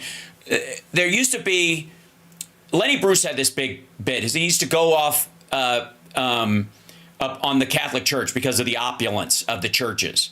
And he would go, this is extravagant, and how can they do this? And, and isn't this, and then he said, then I started to understand dominant theme. And he goes, the reason why there's a majesty associated with it is because it is, you dignify the thought that you're telling with the space that it is told in. It's why one of the reasons why I build sets for my show instead of just fucking filming myself, like some of the other streamers where they're just, sitting in a chair with a shotgun in the background or whatever. Or their book in the background. Hey, you're just starting. You're not a pro at this. I'm talking about people who've done it for a while. Once we get you a podcast, we'll have a whole little set. Although I think ultimately we'll get a green screen and you'll just have a picture of that behind you because it's part of the brand. But the point I'm trying to make, right? Yeah, go ahead. The point I'm trying to make is that that dominant thing. What Lenny Bruce said is like, I live in a shit house. Why the fuck do I want to pray in one? And that was the point. Is that a lot of people are looking to up-level their life by any means necessary. And one of the things that but here's the thing. That's fine, but it's one of the reasons why you can say that communism and Marxism have never made any ground whatsoever except at the end of a barrel of a gun, because nobody wants to acquiesce to I work harder than they do.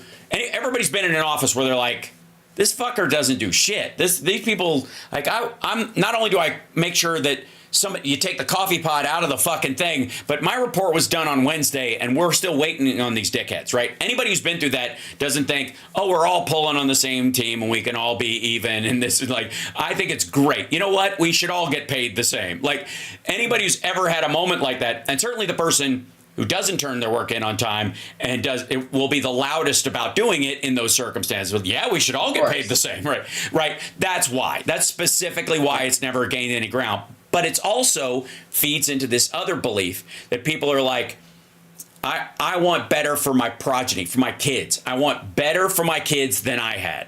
Right? I want to make sure, because I didn't go to university. I would have loved to have gone to university, but I'm going to damn sure make sure my kid gets to go. Right? That's in my own life, for real. Democrats.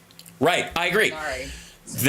But it's just really obvious. But it is, except for the perception, because what Dems seem to come across as far as the labeling of it, and this is, again, in a death of 1,000 cuts, no cut is any more important. So we're going to be picking at some of these scabs for a while, but what happened on the other side is something we can't control. What can happen within our side or whatever that can make our message stronger and actually get our shit done is what I'm interested in. That's what I want, is that we actually succeed at the goals that we have for the betterment of people, even in the case that you're bringing up, that they may not even know they're in trouble, right? Until it's too late. They're in quicksand, right? But we will still extend the branch. The information has been there for years, and they don't acknowledge. Donald Trump bankrupted casinos. What successful businessman does that? That's Donald the mind Trump virus. But he had one, and he's got 3 wives. He's ruined 3 relationships, but he's got 3 wives. That's what I'm saying. Yeah. You need to step aside the cult of personality and just look at the track record. I don't care. You can have 1,000 wives. The point is that if you think he's a successful businessman, but you don't know he's bankrupted 2 casinos and is no longer allowed to run a business in New York, it's because you have decided to not get any of your news from a reliable source or face Right. reality because you have chosen to live with your head in the sand. But the truth is still the truth, whether you as a human being decide to acknowledge it or not. We are here to make sure that we bolster the truth with more truth. You can choose to believe us or not, but I would love to think that you're here because you know we're intelligent people who pay attention and who care. Right. And that's the distinction, right? They don't seem to care about the lies or like all they care about is owning the libs, which after a while, like that's tired and weak and it's not even a real thing. And what matters most is, are you still alive? Like, did you get out of bed and put your feet on solid ground this morning, or are you under the ground? Those are the things that should matter. And like, they're focusing on the wrong things, maybe because they know they can't provide any facts about the things that matter. Like, you can't point to a Trump policy that made anybody's lives better. So instead you go, oh, Hunter Biden's laptop. Well, there's your argument for that is dead. Right. Now. So go back to you voted away your health care, which is dumb, which is super dumb. He told you he was taking it away. He told you he didn't have a plan to replace it. He had concepts of a plan. Bullshit he does. His plan is to take it away.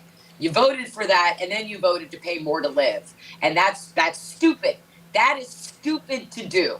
And I'm going to tell you that you're stupid. If I do stupid things, I say I do stupid things.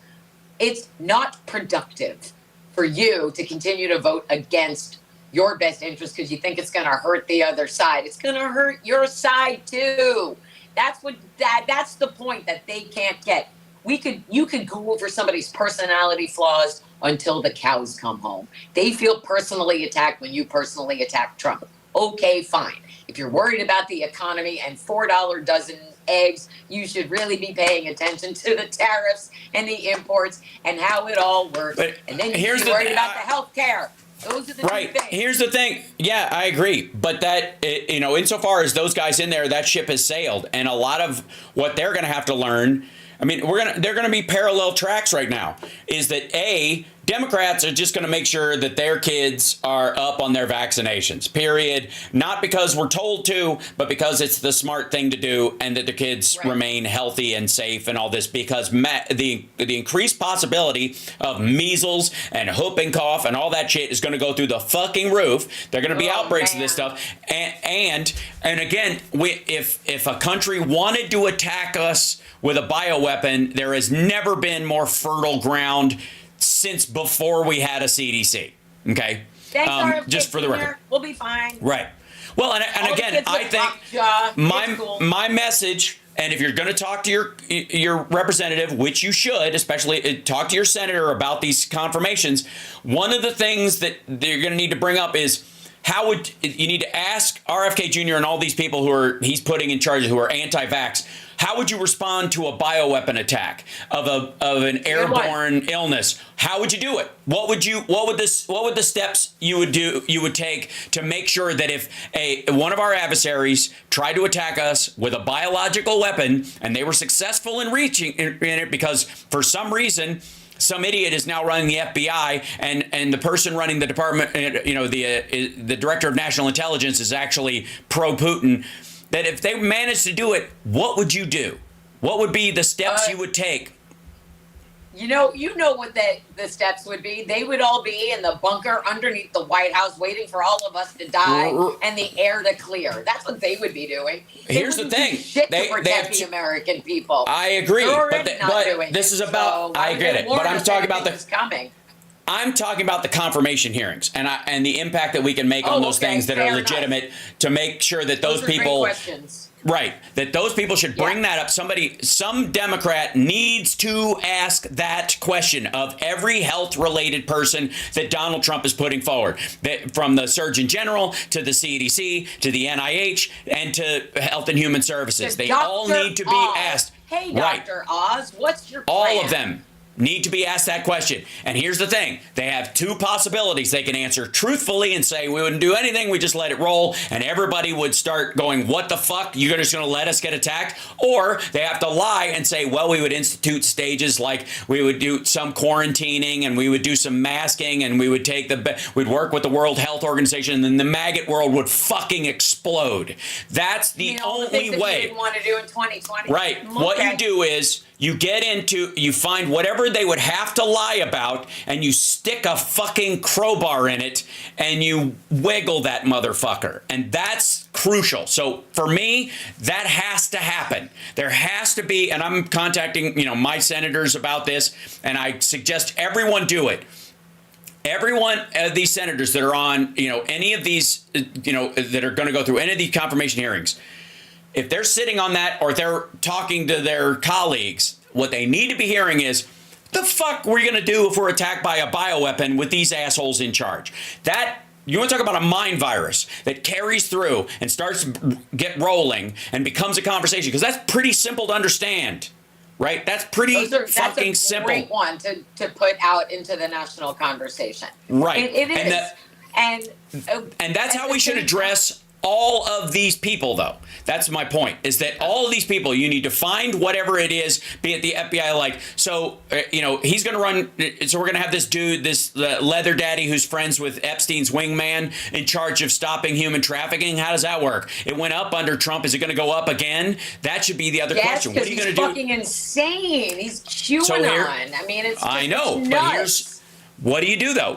How do you actually bring up questions in this that might either scuttle them or have Trump pull them? And you need to start floating this conversation early. And one of the ways you bring it up in terms of Kash Patel being at the FBI or any of these other fucking nudniks, be it Grinnell or any of these things, is what becomes legal once they're in charge? Are they and make them go on record as being, of course, because Trump ran as, of course we're going to go after these bad guys because Trump ran as fucking Santa Claus. And you want to talk about like holding his feet to the fire and blah, blah, blah.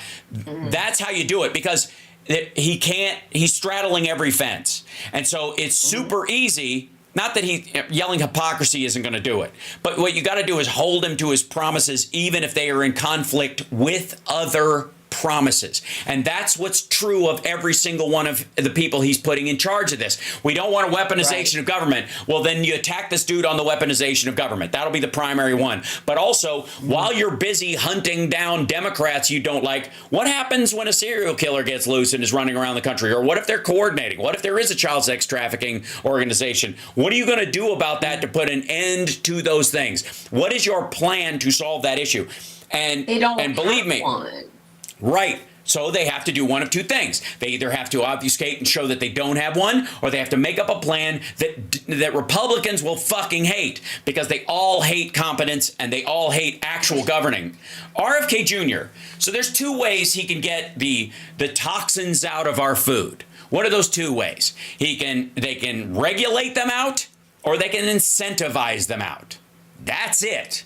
You can write a new regulation. Toxins? He's fucking this is a fucking insane person. Red dye number, red 40 or whatever. There are, and he wants to replace high fructose corn syrup, which is actually not a terrible idea. But agreed, sugar, right.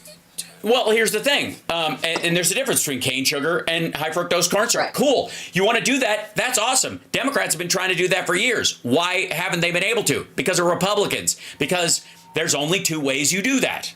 You either regulate it, you force them to remove it. You create a new regulation and make them stop.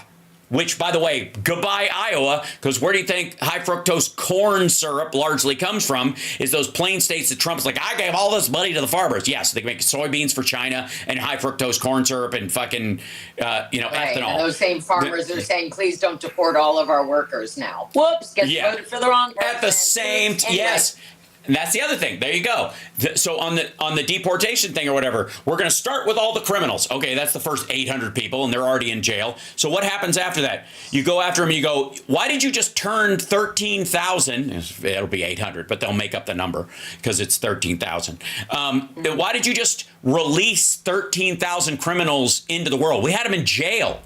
And you dropped them off in countries where they have not committed a crime, and now where are they going to go? Maybe they go to Acapulco, kill some fucking American tourists. Maybe they sneak back into the country. We had them in fucking jail, and you let them out. Like, that becomes the conversation after that. So we have to be ready with attack points that they understand that aren't based on our just kind of obviously righteous indignation about how he's doing it in the first place, because I will have no impact on these fuckwads. None. Right. Well, and other than that, I have no opinion. And then there's the argument, and I've done it myself repeatedly, which is just wait till you find out. Just wait until you find out this, and just wait till you. I don't want you to have to wait to find out, because we're gonna all find out at the same time, and it won't be good. It won't be good for any of us, but particularly it will be extra bad for people who are living in red states. It just will be. That's a fact. Look at COVID. Look at the death toll from red states versus blue states. Red states, which, by the way, depend on the on aid and help in the economies of blue states far more to survive. Hello. Yep. You need us far more than we need you. And so what will happen in a divided country like we're about to have, we're going to have like Gavin Newsom and J.B. Pritzker kind of running a blue states version of America, where we're going to be combating everything that they're going to try to do, rather than being a United States of America where everybody gets to benefit. Instead, we're going to be scared of a government that's trying to kill us, which is no American citizen, again, should be worried about its government killing them. Like, we should not be worried about that. That should never be a thing. That's a third world kind of mentality. That's a dictatorship. That's people coming into your house with machetes worry.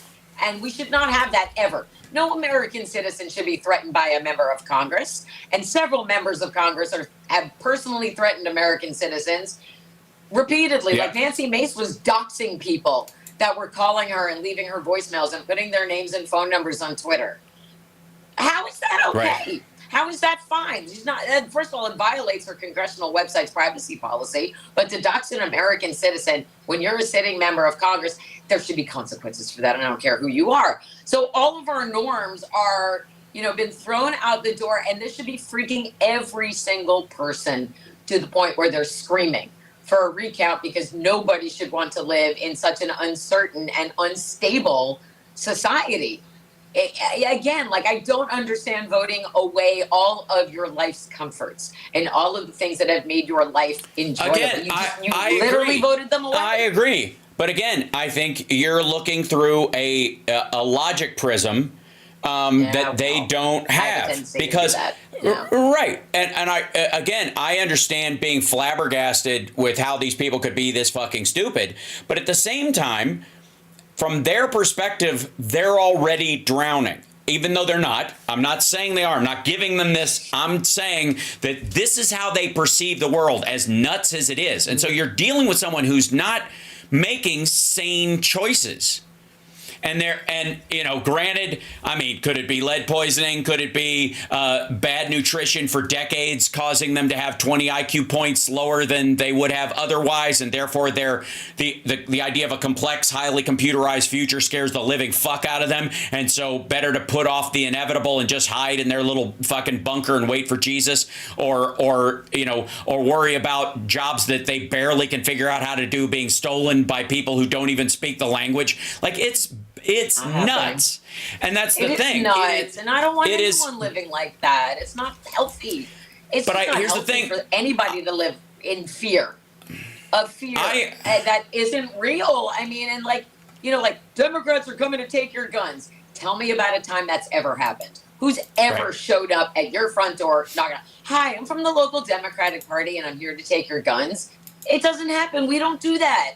It's not ever going to happen. We don't care if you have a gun. We just don't want you killing other people with it. We want you to be trained for it. We want to make it a little less easy for you to get one if you're going to do bad shit with it. Like, it's basic human, decency that we're advocating for, and they're like, "Fuck you, libtard." It's just like, we're not on an equal ground here. No. And it's frustrating because I, again, can't stress enough that we all have to live in this country together. And we have been doing it so far, where we've been able to disagree and yet still coexist. And we're not going to be able to do that in the same way. going forward is just going to be really different in all the ways that we like even you and I can't imagine yet. And so like the just like all the little joys of everyday basic living. I have to tell you, I have more concerns about what happens when Trump kicks off sometime in the next year and a half, when he shuffles off that flabby coil. And then you have Elon and JD and President Peter PayPal, basically, is what you've got.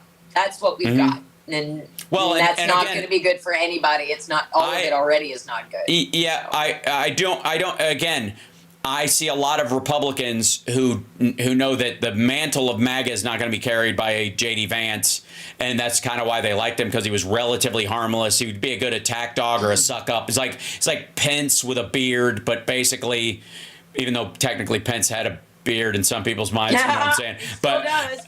No, the problem is that J.D. Vance comes with Project 2025, and they are. But they have to be able to institute it. And again, he wrote the introduction, so it'll just be that much easier for them to implement the Project 2025 shit without. I mean, Trump is already appointing a lot of the Project 2025 people to shit already, and that's terrifying. And so it's just going to keep happening. JD Vance will be like, let's give them more jobs.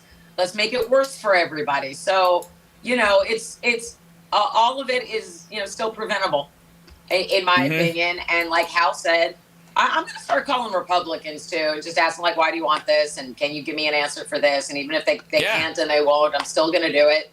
And it's important for us to continue to keep fighting, because again, when people ask, why didn't people try to stop the Holocaust? Why didn't the Jews fight back? This is now. This is the why didn't people fight back against fascism? Why didn't people push back against all of this harder? If there are future generations who are capable of questioning, because they're planning on rewriting history as we go. So they're going to erase our slave history past. They're going to create a good parts only version of American history to teach children going forward. So I'm not okay with any of it being erased. And what's weird is that the people who are afraid of being wrong are also the same people who say we're supposed to learn from our mistakes. So, I don't know. But what I was hoping I don't know that I've ever. I don't see Donald Trump as the patron saint of learning from our mistakes. As a matter of fact, he actually doesn't think you should ask Christ for forgiveness, and that you don't bring God into your bad choices. Right? Yeah, exactly, because it's a lie, and that will become abundantly clear as this goes forward. The issue, though, is again. A lot of this shit is going to start in red states, because that's the low-hanging fruit. Like gathering, his deportation scheme, and they'll have no pushback in those states. Right, exactly. And what they'll try to do probably with blue states is, again, pry people loose who are in jail, who are actually in prison for doing awful things. And the argument from those governors and those senators and those people is that we caught this murderer and rapist. He's killed 3 people in another country, killed 2 people in our country or whatever. And we put him in fucking jail. And this asshole wants to turn him loose in a country that they have no charges against him for. There's no charges, there's no waiting charges for this asshole in Venezuela or wherever he came from, Guatemala or Congo, whatever the fuck. None of it, right? You're just going to set him loose. None of what they want makes sense. So we have every right to be questioning them. And the best thing to do with that is to use their own words against them. Here's what he said. Why are you okay with this? Here's what he's threatening to do. Why are you okay with this? We have him on video saying, I'm going to do this, this, this, and this. Why aren't you pushing back against it? These are the demands that we need to make of our elected officials. They work for us. And the good, that's the other point. Remind them of that. Right. And what I want to tell everybody about is that we all think about, like, what can we do? How can we respond? And I want to remind everybody, this is Tara Dublin. She indeed does rock. And if you don't believe me, go to her website, Tara Dublin Rocks, which will take you to the site where you can buy her book, The Sound of Settling, and you should own it. Correct. And if you can't buy it in an actual bookstore or something. Yes. But anyway, on top of that. Yes. On top of that, I think it's very crucial that people are like, what do we do? How do we respond to this? How do we, what are we going to do in this? They're just going to take over. They're just going to do all this shit. Okay, let me tell you something. You know how everybody's saying don't comply in advance? And I think everybody's comfortable with that idea. being nihilistic or being or expecting that they're going to just win, that Trump's just going to run ramrod over everything, that he's just going to be able to get everything he wants through, believing that is in and of its own way complying in advance. You're doing it on behalf of your representatives. You are complying in advance, and it will take lots of little activities to make up for giant awfuls. And he will be in the giant awful business, so we have to be in the lots of little goods business. And whether it means momentary acts of kindness for our fellow human being over the next couple of years, or it means being in contact with our representatives, even if they are Republicans, because the good thing about this asshole running as Santa Claus was that he promised everybody everything. And so they all, he can't deliver. And he can't deliver. He's got concepts of a plan, and he doesn't fucking have it yet. And if you're up his ass and your congressperson's ass about, and your senator's ass, your governor for that fucking matter, about solve the healthcare crisis and that, you'll sweat that motherfucker into an early grave easier than if you just wig out and go, it's too much and we're doomed. You know what I mean? Okay. None of that is ever. That's not the attitude. We're not doomed. We're not powerless. We're not voiceless. Right. And the more you get under somebody's skin and you really burrow in there, they're not going to be able to move past it, and they're not going to be able to ignore it. And it's up to us. This is our country, and we have to keep fighting for it. And it's really super important to focus on the things and not just give in. They want you to give in. They want you to be tired. They want us infighting. They want us distracted. They want they want us looking over there so they can do shit over here. And it's like Rachel Maddow always says, ignore what they say and watch what they do. So while we're watching what they're doing, we are calling our representatives to hold everybody accountable. Right. And you can. Every step of the way. That's the best part about this, about how he, if you listen to his last few rallies right before the election, he was literally the sun's going to shine and everyone's going to be happy and women are going to be dancing in the street and everybody's going to be rich and blah, just bullshit. But now he's got to live up to it. And you can go, well, he won't, and hypocrisy. You're absolutely right. But that doesn't mean you can't bug him about it, because he knows what he said, and so does everybody around him. And if he starts catching a lot of shit, maybe he won't feel any of it. Maybe he won't give a fuck. But you know what he will do? He'll blame his subordinates. And so if you want to make RFK Jr. and Dr. Oz's life hell, bug your representative about Trump's concepts of a healthcare plan all the fucking time, because they'll be the ones he'll throw under the fucking bus when his concept never hits paper. Okay, that's what I mean. If you want to fuck with these people he's putting in charge of these things, the way you do it is simply stay on him about all the shit he promised, because he promised every side everything.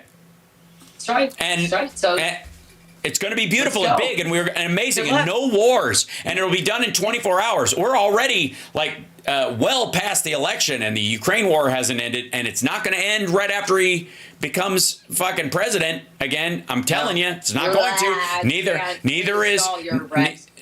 Neither is Israel Gaza. I'm telling you. No, you're not going to get anything you think you're getting. Period. Right. And when have you ever?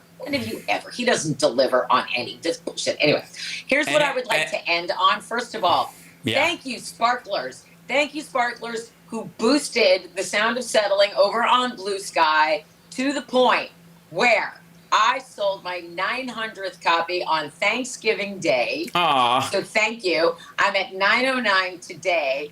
And I have gotten some really great new reviews. Hi, Polly. Thank you, Polly. There's two Sparklers who wrote reviews, and one of them said that they didn't know anything about my book, but they still bought it because I'm here. And so in the last couple of minutes, quickly, The Sound of Settling is a rock and roll love story and what I like to call the ultimate fanfic, because it is based on my own Meet Cool with Dave Grohl from Foo Fighters back in 2001, before social media, and I was a registered member of his post board, and they did a secret show with the Troubadour in LA, and I was right in the front, and he looked at me and he said, "I know who you are." And I was like, "Why?" because I was just like this boring, regular, married mother of a 2-year-old at the time. And this book is about how a lady goes to see her favorite band because she's escaping a shitty marriage. She didn't have a kid. She didn't have a kid to go home to. For years, people would be like, what if something could have happened? I'm so glad nothing ever happened between me and Dave Grohl, by the way. But so in the book, the woman has the opportunity to go see, and the rock and roll guy's like, I love you. And she's like, I love you too. And she goes off with him because she can instead of forging her own life. And in the middle of everything, she's like, wait a minute, I wasn't going to do this again. And then she doesn't really have as many choices left to her. And will she stay or will she go? That is the sound of settling. So if you love Almost Georgina, thank you. Famous, The Way We Were, The Idea of You, rock star, you love the whole rock and roll world. It's set in the early 2000s. It has nothing to do with social media, no politics, lots of sexy sex and pop culture references, Foo Fighters Easter eggs, and Ellen Barkin loves it. She's attached. Once we get it sold and I get it into the streaming series that everybody is demanding, Hal will have a cameo. Hal will be in it. Kirk Acevedo is going to be in it with his beautiful wife, Kirsten Warren. And then Ellen Barkin and Rosanna Arquette is getting a copy this week. I'm just going to start dropping all the names I can drop. Do it. Because we have to make this happen. So MAGA people in the chat, I'll tell you what, if you buy my book, I'll stop bugging you about the tariffs. But you should really buy my book anyway, because it's really great. It's made in America. Everybody loves it. Unlike Trump's Bible, it's made in America. And right. You might find some Foo Fighters Easter eggs. Maybe you, as a MAGA person, still love the Foo Fighters, and that's a common ground you and I can share. But I want to thank all of the sparklers who have come over to Blue Sky. It's a beautiful place where everybody is super, super supportive. And I cannot believe how much. I mean, November was, ironically, the best month for my book because I hit 800 copies on election night and couldn't really celebrate it. And then I hit 900 copies barely 3 weeks later. And so that's how it works. Thank you to and that's a good, beautiful, it's hard. It's a beautiful, can I do it? Beautiful thing that's happening with this book and everybody loves it. Is it good? I think you have to hold still. Oh, what kind of Swiftie am I that I can't? There you go. There it is. So thank you to everybody who's boosted my book. Now you know a little bit more about it. TaraDublinRocks.com. And it's the holidays. It's giving season. Give someone you love the gift of this beautiful book, the gift of escape from the current situation into our recent past. It's so, but you're going to forget all of this stuff. You've forgotten all of the stuff about the early 2000s that this book will remind you about. So that's my departing message for this week is do something good for someone else, perhaps me, by buying this book. Maybe take, and please take time to call your representatives and also reach out to Republicans. Ask them what their end game is when they get to do all of this evil shit that they're cackling about with the crypto bro dipshit brigade and how bad it might be if they actually get to do that. So positivity, TaraDublinRocks.com. Contact your members of Congress and be good. Just be good to yourselves and be good to each other because, you know, we're all living in this country together, and I would rather fight with you and coexist than all of us be dead.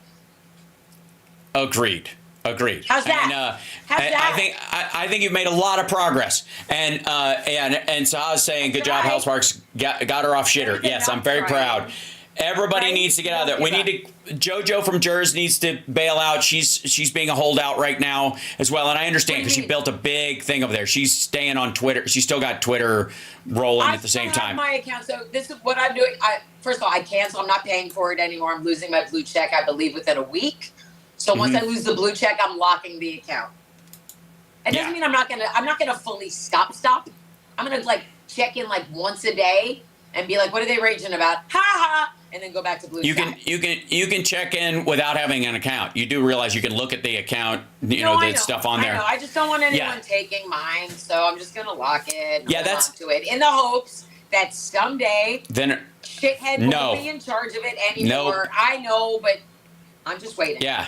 Yeah. I mean, no one's Yeah, gonna and be somebody able to will- fuck with my account or make. Yeah, my somebody will buy MySpace and turn it into a utopia, and we'll all use Just whatever. AOL.com. We'll see. Yeah. What, I mean, all You know what? social I'm media, gonna all the MAGA people are mad. You know what? I'm gonna jumpstart.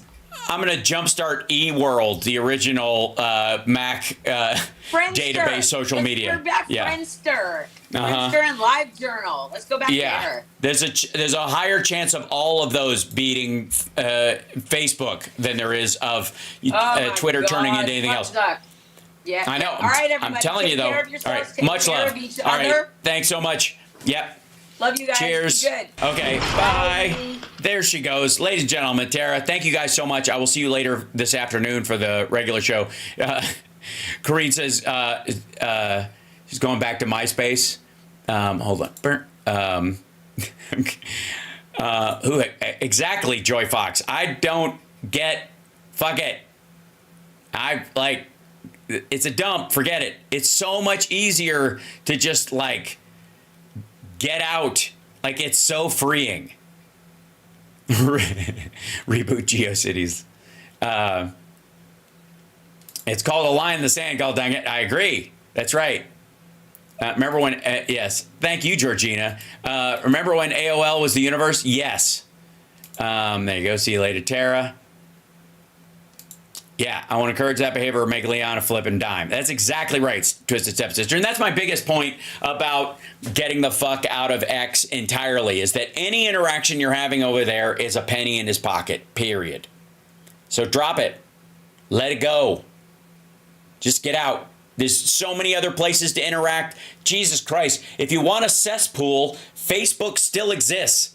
Your nutty relatives and stuff. Go look at all the fucking crazy sites over there. They may downplay the politics, but all the peripheral social shit has its own fucking weird Craigslist corners over there. It's not like you're going to have a hard time finding out what these assholes are saying.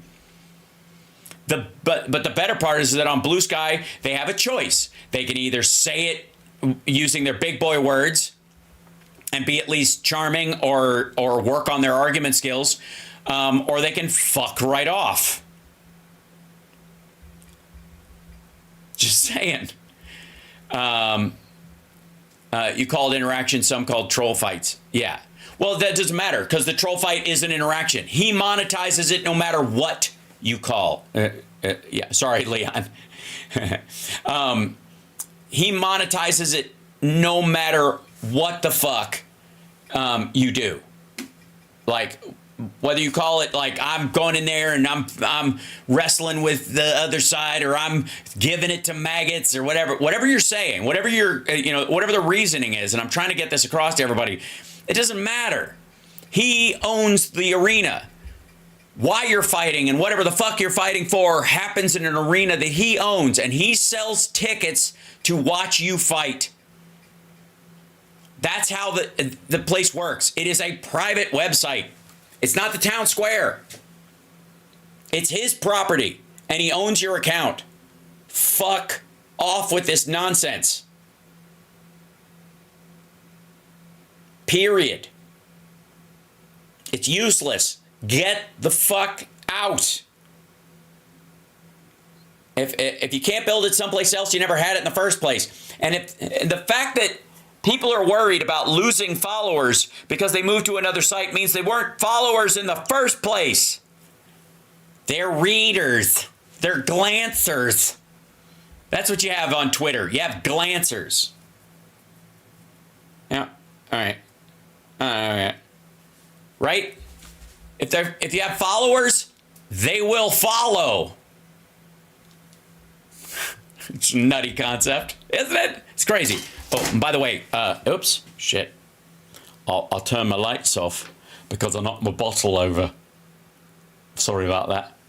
Sorry about that. I thought for a moment it might have been the kidney, but luckily it wasn't.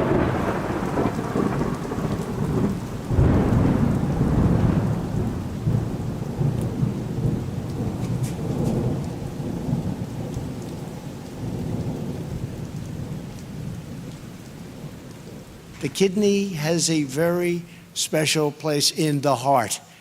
Right. And to that end, I would like to remind you that I will be doing a show this afternoon. It will be the greatest live stream in the history of live streams. I'm just letting you know. Let everyone know. If you want, if you watch any other live streamers, drop into their feed and tell them about my show. Why not? It'll irritate them, but it will really help. I'm just saying.